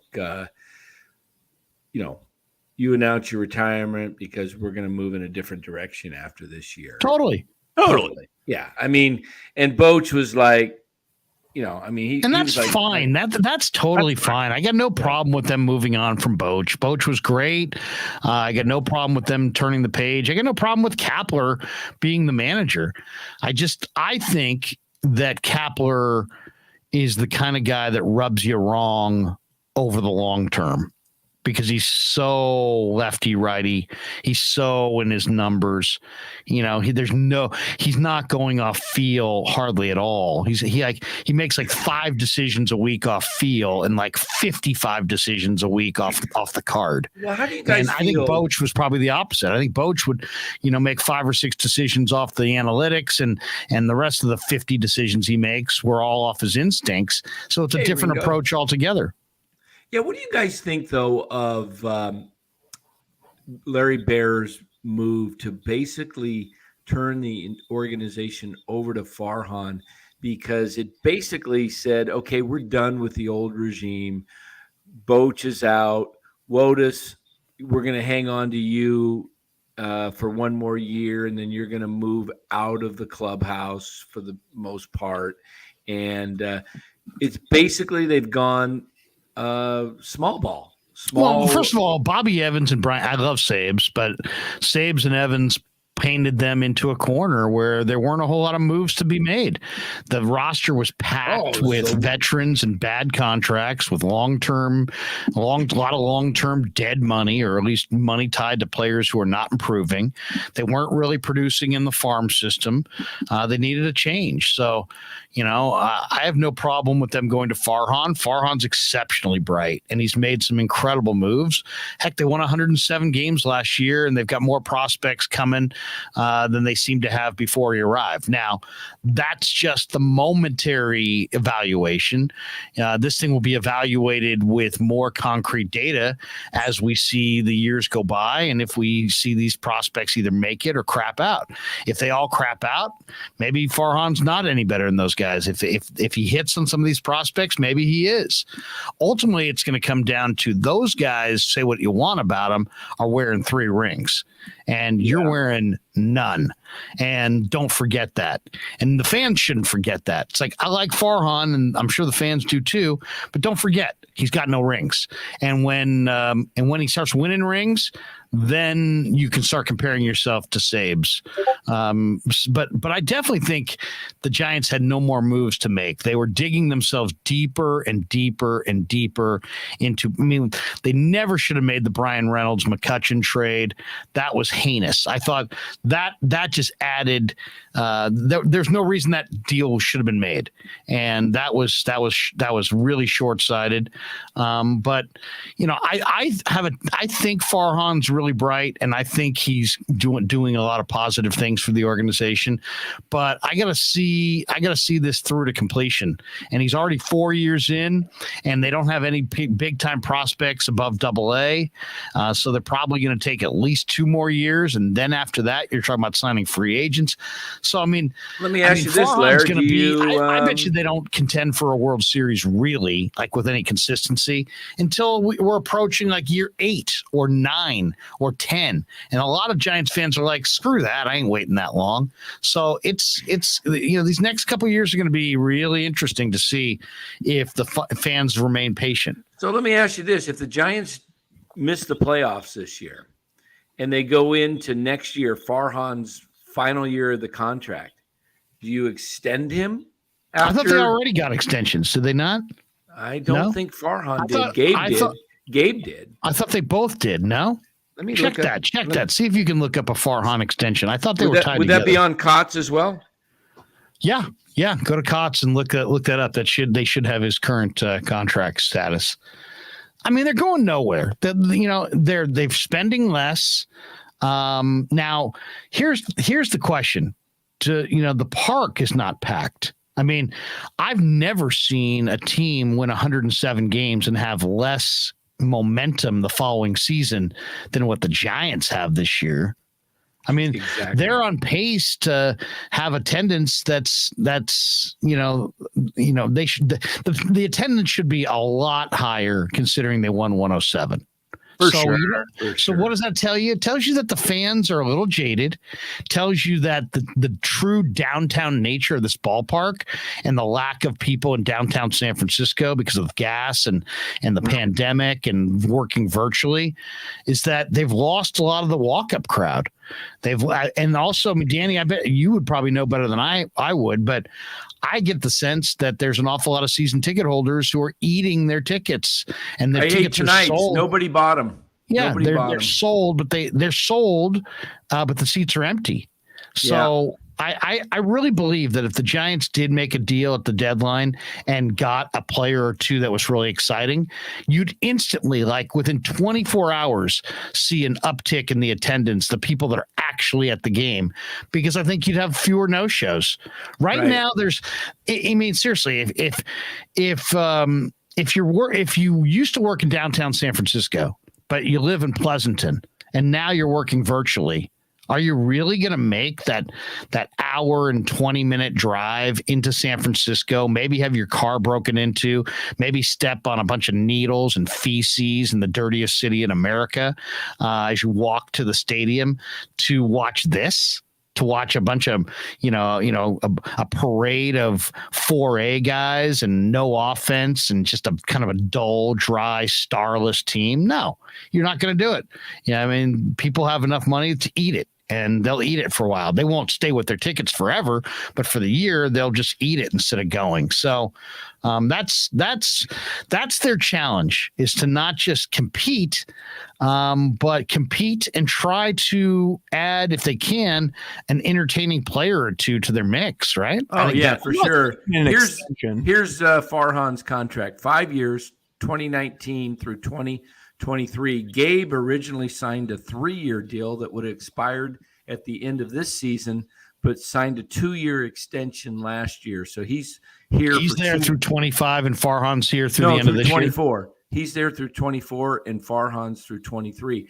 I'm kind of wondering what's going to happen, because they have to hit on these minor leaguers, because if not, I mean, this experiment of, there's been some good players. I'll give them credit. What do you think of this? Anonymous says you get 2 weeks to extend Rodon.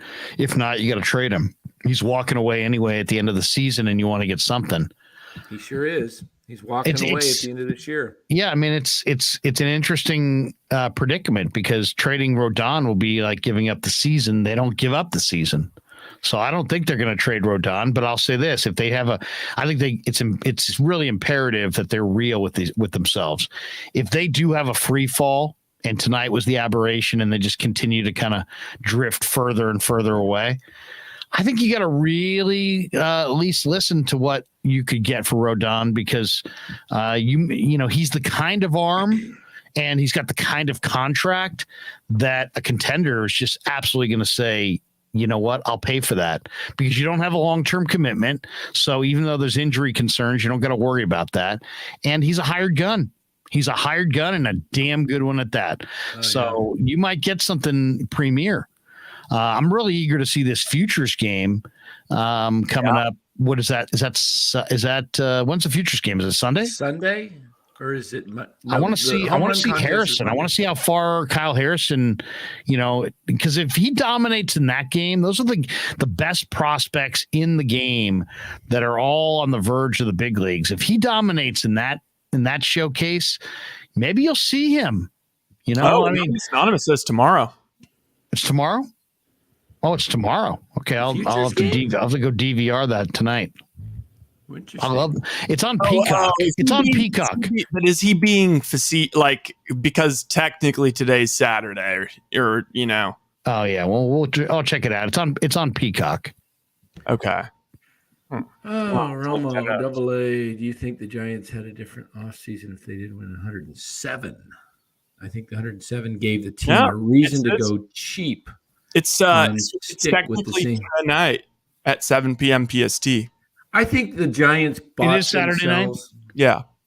Interesting. I think Romo's comment here, I think the Giants winning 107 gave them extra time to do their low payroll, and it bought another season of you know what, Danny? I think that an argument could be made, and somebody said this, is I think that here, anonymous. Farhan is doing fine. 107 was a curse to the impatient. I somewhat more lean towards that. Like, I think that 107 didn't buy him more time. I think that are you guys watching the highlight of the game right now, the replay? Did you guys see that guy in the bay on that whatever the hell that was? No. You didn't see that guy riding that thing that was like off the water? It was off the water. He's like I saw that earlier. I don't know if you can turn on the game and just rewind. Can you turn on the game right now, Rye? Can you turn on I could, but it would if you could give me like 3 minutes. So here it is. You can find it. It was they showed a shot of it in the bottom of the second inning with Crawford at bat with one out. They showed this guy. They showed this guy on a surfboard, but only the fin was in the water. Yes. He was on the surfboard, like hovering like like he a was foot and a half flying. over the water. Oh, so And not he's a he's going super fast. Look, I mean, Yeah. it's like it's one of those. You look at that and you're like, I gotta get that. I gotta have one of those. Give me a sec. Yeah, check that out. Check that out. That is really cool. Oh, it's a hydrofoil. Oh, that was cool. Hydrofoil. Look at that. Ha ha. Yeah. Thank you, ha ha, for that.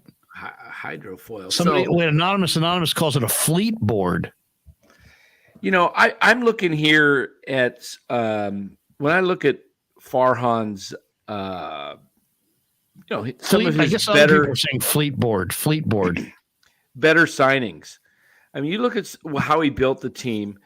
You know, he got Brebbia, Casali, Cobb, DeScalfani, Estrada. I like that Estrada move. That Estrada's a real player.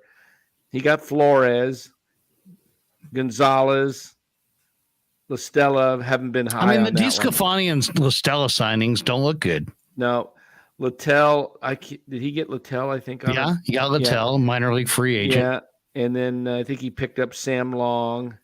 And I thought Sam Long was in the system. No, he came from another. I think he was in Tampa Bay system. Okay. And yeah, he got Mercedes. Now he's got this other guy, Tobias Myers. He's on the 40. They put Tobias Myers on the 40. This guy that was getting rocked everywhere he went. I mean, this is what Farhan's going to do.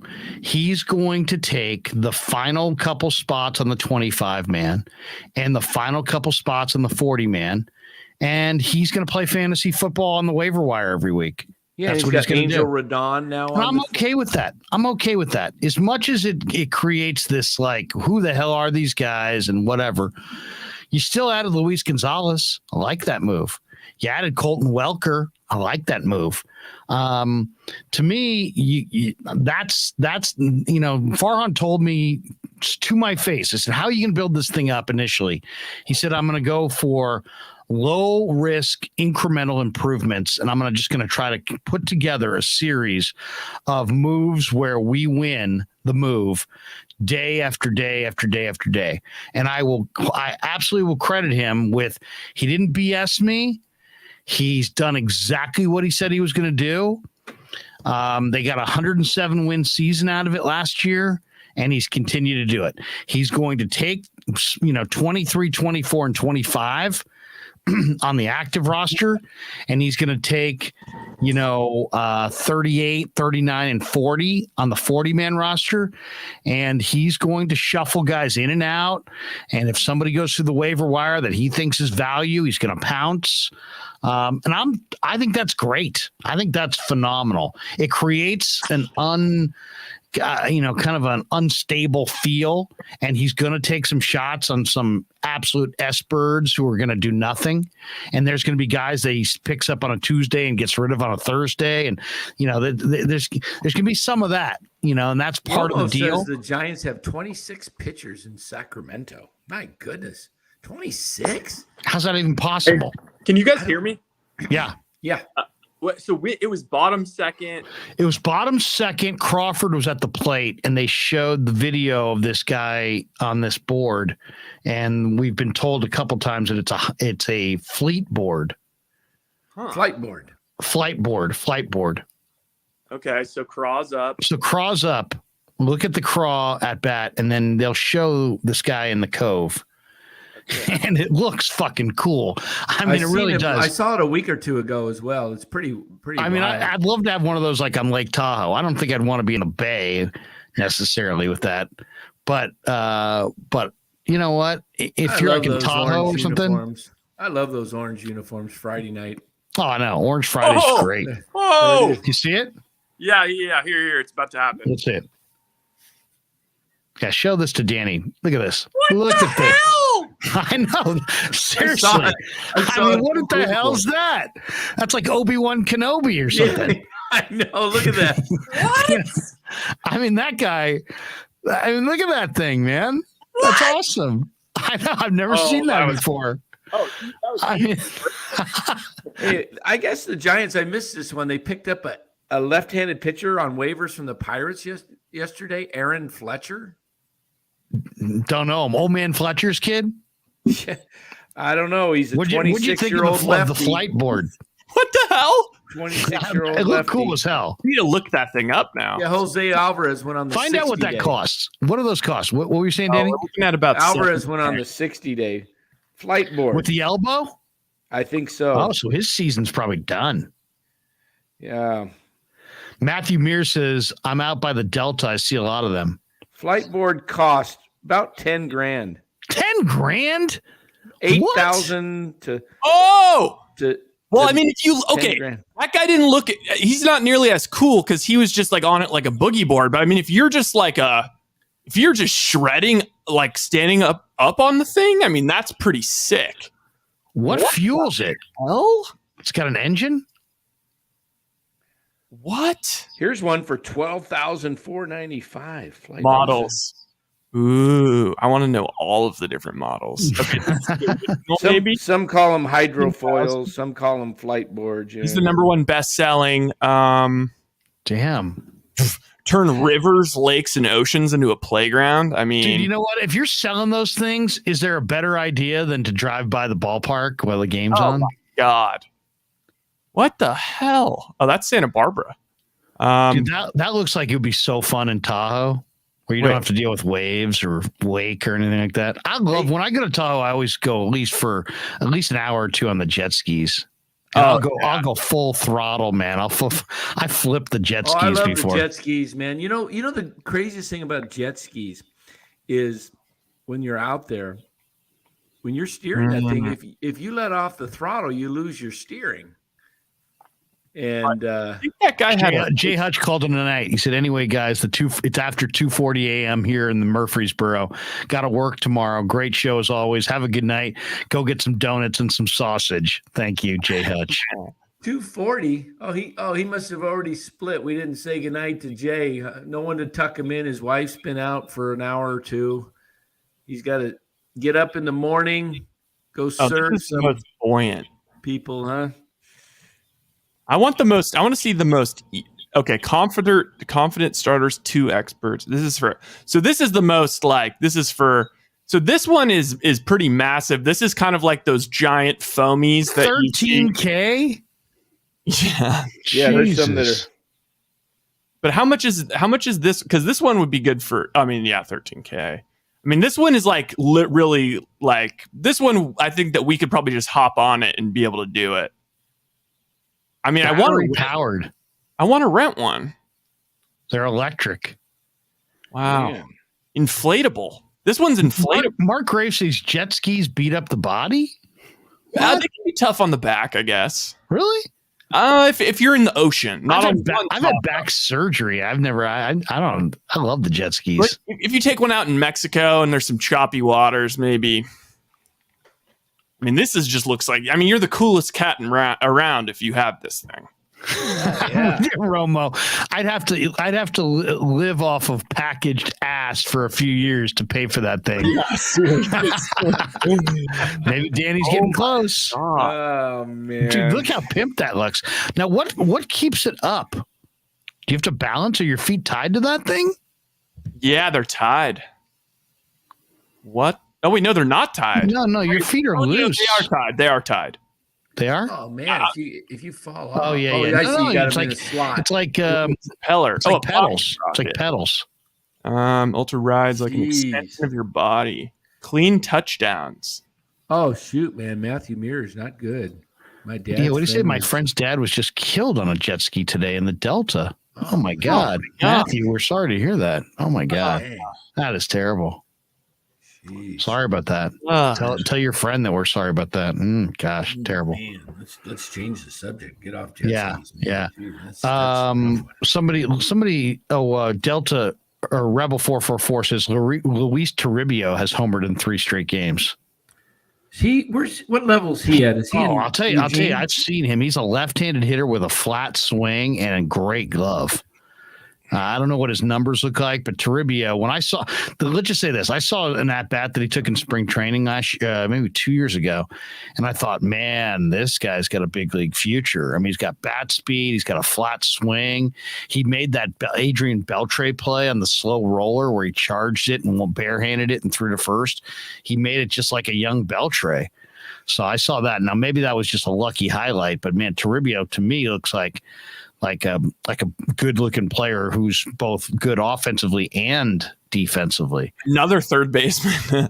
Yeah, I mean, it looks like he's not hitting for average, but I mean, he's hitting for power. Yeah, I mean, how many third basemen they got? That's like 5. Yeah, it's Casey Schmidt, Toribio, and then you bump, and then who are the guys that The guy down in Double A that's hitting Sean 23 Roby homers. Yeah, Sean Roby, yeah. Yeah, then and you then got the other guy. You got VR, and then VR who's already up, 11th round pick. And don't forget our best prospect. We got Longoria still.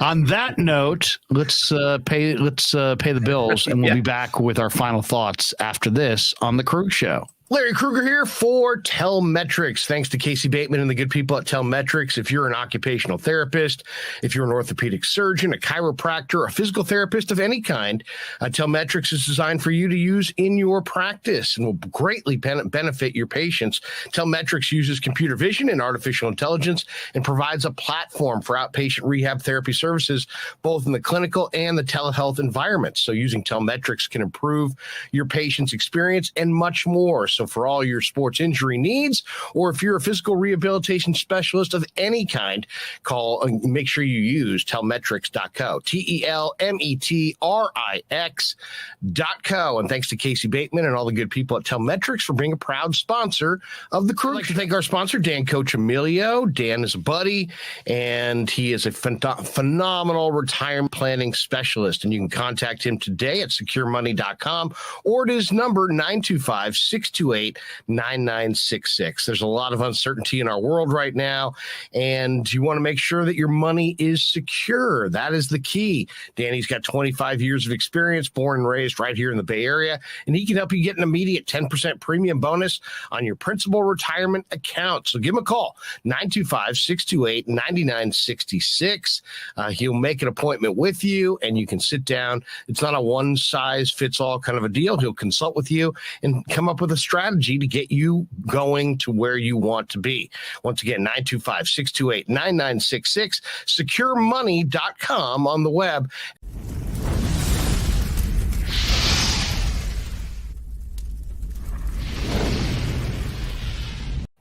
And thanks to Tony Casera and the good people at Casera's Italian Menswear. They are housing the Krug Show t-shirts, and they're a proud sponsor of the show as well.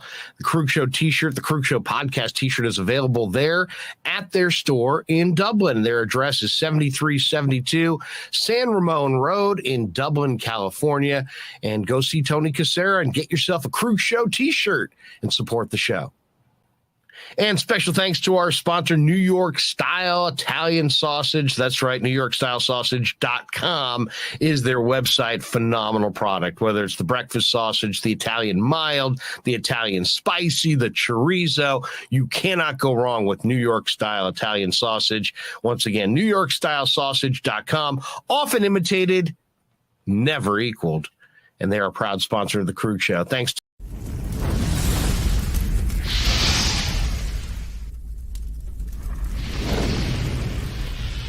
We grew up with a Sunday dinner. That means no matter how busy you were, no matter where the hell you were, you came to dinner on a Sunday night. Yeah, Sunday dinner without sausage, it's like a church without God. You know, how can you go to church if you don't believe in God? You know, and along with the sausage also became the discussions. That was discussion night. You know, it wasn't a typical family that you sit there and you're quiet, you know, and you don't talk with a mouthful. Oh no, man. Italians talk when they're eating. Italians even talk when they're sleeping. And definitely we talk with our hands. So if we can't express it through our mouth, through our lips, we express it with our hands. So, and that's what sausage is, really. It's an expression, you know, that life is good.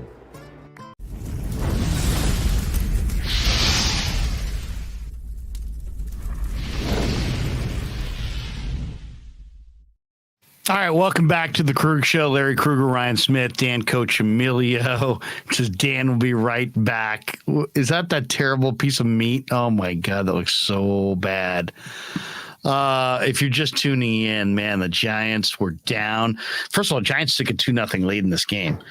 They had a 2-0 lead in the second inning on the Lamont Wade triple to right field that scored David VR and Joey Bart. So 2-0 Giants, and you're feeling good against a really good pitcher and a good Brewers team. But then the fifth inning came, and Wade made an error. Giants made 2 errors in the inning. Wong scored on an error. Yelich was safe at first on the fielding error by Lamont Wade Jr. Davis was safe at third on the error. McCutchen then doubled to deep left field with Willie Adames and Davis aboard and Yelich aboard with the bags loaded. That cleared the bases and took a 2-1 Giants lead and made it a 4-2 Brewers lead. And then Tyler Rogers walked Luis Urias, or was it Jose Urias, with that forced in McCutchen. That made it 5-2. And the Giants did absolutely nothing in the third, the fourth, the fifth, the sixth, the seventh, the eighth. They looked totally dead. They get to the ninth. Joey Bart hits one out, a solo home run to make it 5-3. Darren Ruff hit a solo home run to make it 5-4. Austin Slater got on board and then was picked off and beat the throw to second base. That was a lucky break. Yermin Mercedes then was up with 1 out and a runner in scoring position. A base hit would have tied the game against Josh Hader. Hader plunked him in the left triceps to put him on, and then Tyro Estrada hit a bloop single to right field, but Slater had to hold up because there was only 1 out. He didn't want to get doubled off, so you had the bags loaded with only 1 out for Mike Yastrzemski. And Yastrzemski hit the first pitch that he saw. Lefty on lefty crime, dead center, 8-5 Gigantes, and they get the win. Dan's making a joke, I think. You see, he put the food on top of the printer and said, Dan will be right back. He's printing something, I think is the implication. By the way, Mercedes, BMW, Porsche, Pasquale is disgusted by the food that Dan eats. Disgusted, I tell you. Absolutely We disgusted. grew up with a Sunday dinner. And it was not that. It was not that. Oh, my God. Then we get this one. Pasquale needs to do a post game. Oh, how great would Pasquale be on the post We game? grew up with a Sunday dinner. Yes. Could you imagine him on the Sunday dinner? This is also, this was the guy I was thinking of. It was Sean Matheny is leading the team in OPS. He's another third baseman. 400 on base, 9 home runs. Shane. Sorry. I still don't know who he is. I don't know who he is either. Shane.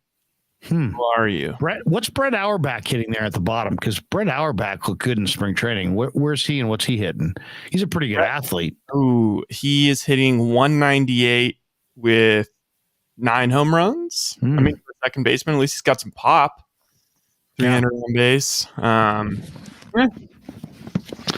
All right.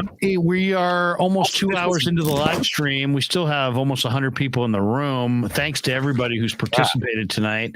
That name is all Patrick time, Sheehan. Pretty sure I heard some Larry Krueger chants from the bleachers right before the Yaz walk-off. Oh, yeah.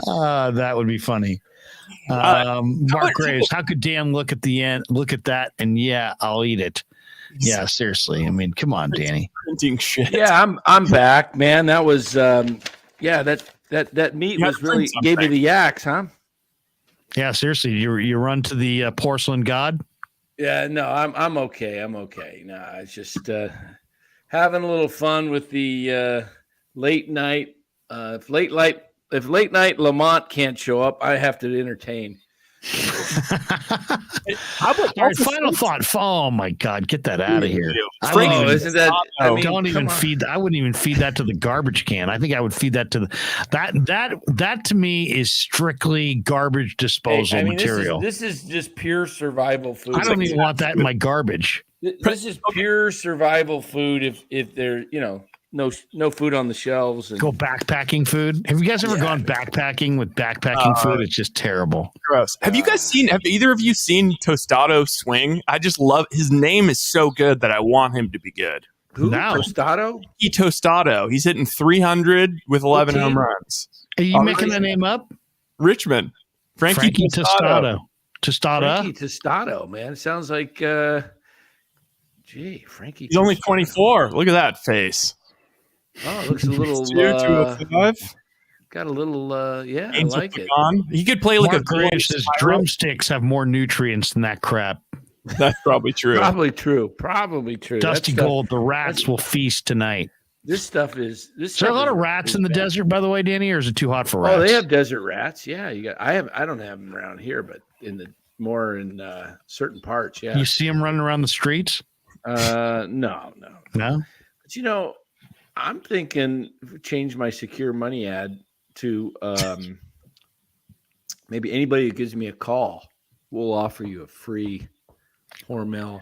Yeah, why don't you throw that in as like a kind of like a maybe like a party favor? Yeah. So It says ready in 60 seconds. That's how long it takes to cook and how long it's going to take you before you need to hit the bathroom. Isn't it? Wait, No. it's frozen. You're gonna unfreeze no, it's not that? frozen. It's stuff's not frozen. That's what's made. Oh, that's even more disturbing. That's It's more not disgusting. Not yeah. frozen. Not frozen. No. Oh, Yeah, Oh. it's nasty stuff.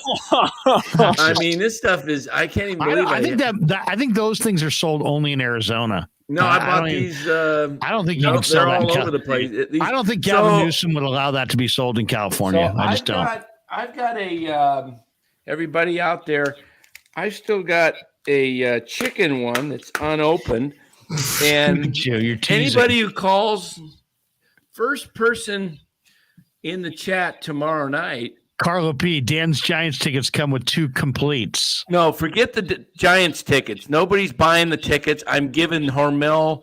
What the heck is this? Completes. Completes. Gosh, it sounds like a completes. It sounds like some kind of Danny, like you complete spandex me. or something. You Yeah, complete me. I complete you guys. So this is it. This is what you guys want. In fact, I'm gonna Anonymous. Isn't that what the astronauts eat? Yeah, I'm gonna see if I can get Larry Bear to get this included up on the club level next year. yeah. It tells me they'll have plenty of extra. I'd rather put a crab sandwich on layaway than pay for that crap. Hey, You'd Dan. probably rather eat the display, right? Hey, Dan, Exactly. an invasion of your privacy to give out your seat numbers or so that they buy them or Are you going to get people chanting my name tomorrow? That's all I need to know. Well, I'm not there now, so I've got to get up there. I'm going to come back at the end of August. Maybe We'll you hit could do the it Padres. virtually from the scoreboard. How sweet would it be if Dan somehow became a character on the scoreboard at the game, getting people fired up? Wouldn't that be awesome? Yeah, That would be- they that got would the be Red awesome. Rhino up there. I mean, I'm out there. I Red could get. Rhino walk so Dan could run. I could do that. So my seats are in section 223. 223. Chardonnay's row like L, sounds like diapers. row L, seats 15. Anonymous. and Dan, you could be 16. the new Amy G. Yeah, and I look just as good as Amy G with the hair, don't I? Man. Yeah, this is the scrub version of Amy G. Now I know why you're such a big hat guy. Exactly. I'm a hat guy because I got a Barkley head. I got a milk dud head. I think you ought to go hat backwards, though. Have you ever thought about hat backwards? It would give you more of a youthful look. Oh, yeah, but there then we Colin Cowherd wouldn't let him play quarterback. There we Yeah, go. like right like that. How's Now that? you're like a bike messenger or something. Yeah. Now Yeah. you look like an old timey ball player. Yeah, seriously. Yeah. He looks a little bit like that guy who used to entertain in the minors. What's that guy's name? That real tall guy? Yes. Somebody said that. What's the that guy guy's who's a name? Clown. He's like a clown, right? Yeah, he's like the clown prince of the minors. You Clown. look a little bit like that I guy. can't read the comp. 223 L. Yeah, 15, what's that guy's 16, name? Right. That's right. Those are my seats. They're on the aisle.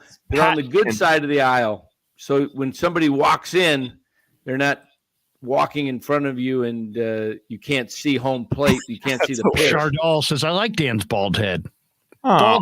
Bald is beautiful. Let's be wow. honest. Yeah. It wouldn't work for me, but there he is. Max something, right? Max Patkin. Yeah, you've got a little Max oh, come Patkin. on. Not that guy. Yeah. Put that guy's face next to Danny's face. No. A dusting of Patkin. That's the same. That's exactly the same damn guy. I'm convinced. I'm convinced you're him. Same You don't have quite the schnoz he's got. man. Wow. He must be Italian too. There he is. There he is. Now, where's Dan? Can we put Dan right next to him? Wait, we got to bring that chart off. That's pretty close. Well, let's make Danny bigger in the picture. Let's see if we can do this. I don't know if we're going to be able to do that. So all we got to do is we can put it like this, and then we'll move Danny over here. But then we can't have the screen. Look at that face. Freeze it. Oh my God. Wait, That's scary. Dan. Wait, do that again. Do it again, Dan. No, you're Get gonna screenshot. and then you're gonna have Lynn make a YouTube clip of me and Yeah, let's see it. What I was going to do. It's for the good of the show, Dan. Damn it, do it. There you go. Is that? And then where's the other guy? See if you can get Max. Okay, wait. Max. It's a very similar look. oh geez. I mean, it is. Yeah, I Let mean, me see. Hold on. Let me see if I can get a better look of that. I gotta. Okay. oh yeah, that's I think you. You're related do to it. that guy. I can do it. Let's try it again. All right, let's see. You gotta blow up your top lip. You gotta push some air into your top lip. Yeah, like that. And no glasses. No glasses and bigger Oh, wait, eyes. we gotta go big. We gotta go big. Oh wait, Yeah, you're a handsome man. Okay. Okay, I got it now. All right, here we go. Let's see what it looks like. All right, now. Okay, Can we go side by side? Jesus. okay. What are we doing here? Oh, wait. It's after 1 a.m. in the morning, by the way. Jesus, is anybody listening? Is anybody up? Yes, there's almost 100 people in the room. Oh my goodness. Okay. Wait, but now Yes, that's Dan. Okay, that's Dan. Where's Max? Oh, I don't know if we can get. Wait. Oh, maybe tomorrow. Maybe we'll do it for tomorrow. Yeah, I got to put them. I'll put them together for tomorrow. All right, guys. Let's. Should we play? What do you want to play before we bolt for the door? I want to see. Did you make the horizontal one yet of the fan in the stands? I did not, but man. Here. That yeah, is the best when you put it on the horizontal. I'll do it. Give me 1 second, fellas. Yeah. So the final Who's thoughts. pitching tomorrow? Cobb tomorrow. Who goes Sunday? Webb Sunday. So All right, they got a shot now. They got a shot.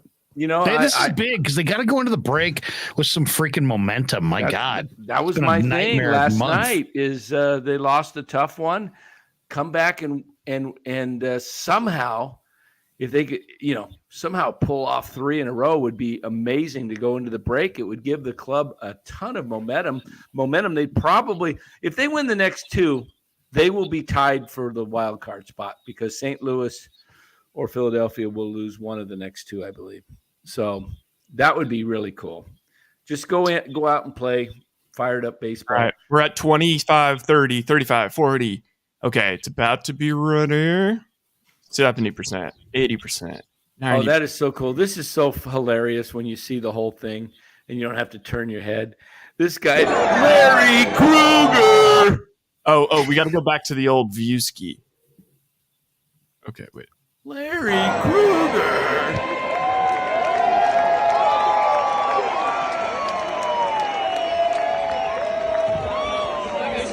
All right, let's get fired up here. Let's go! Who wants to get up? Yeah! Larry Krueger!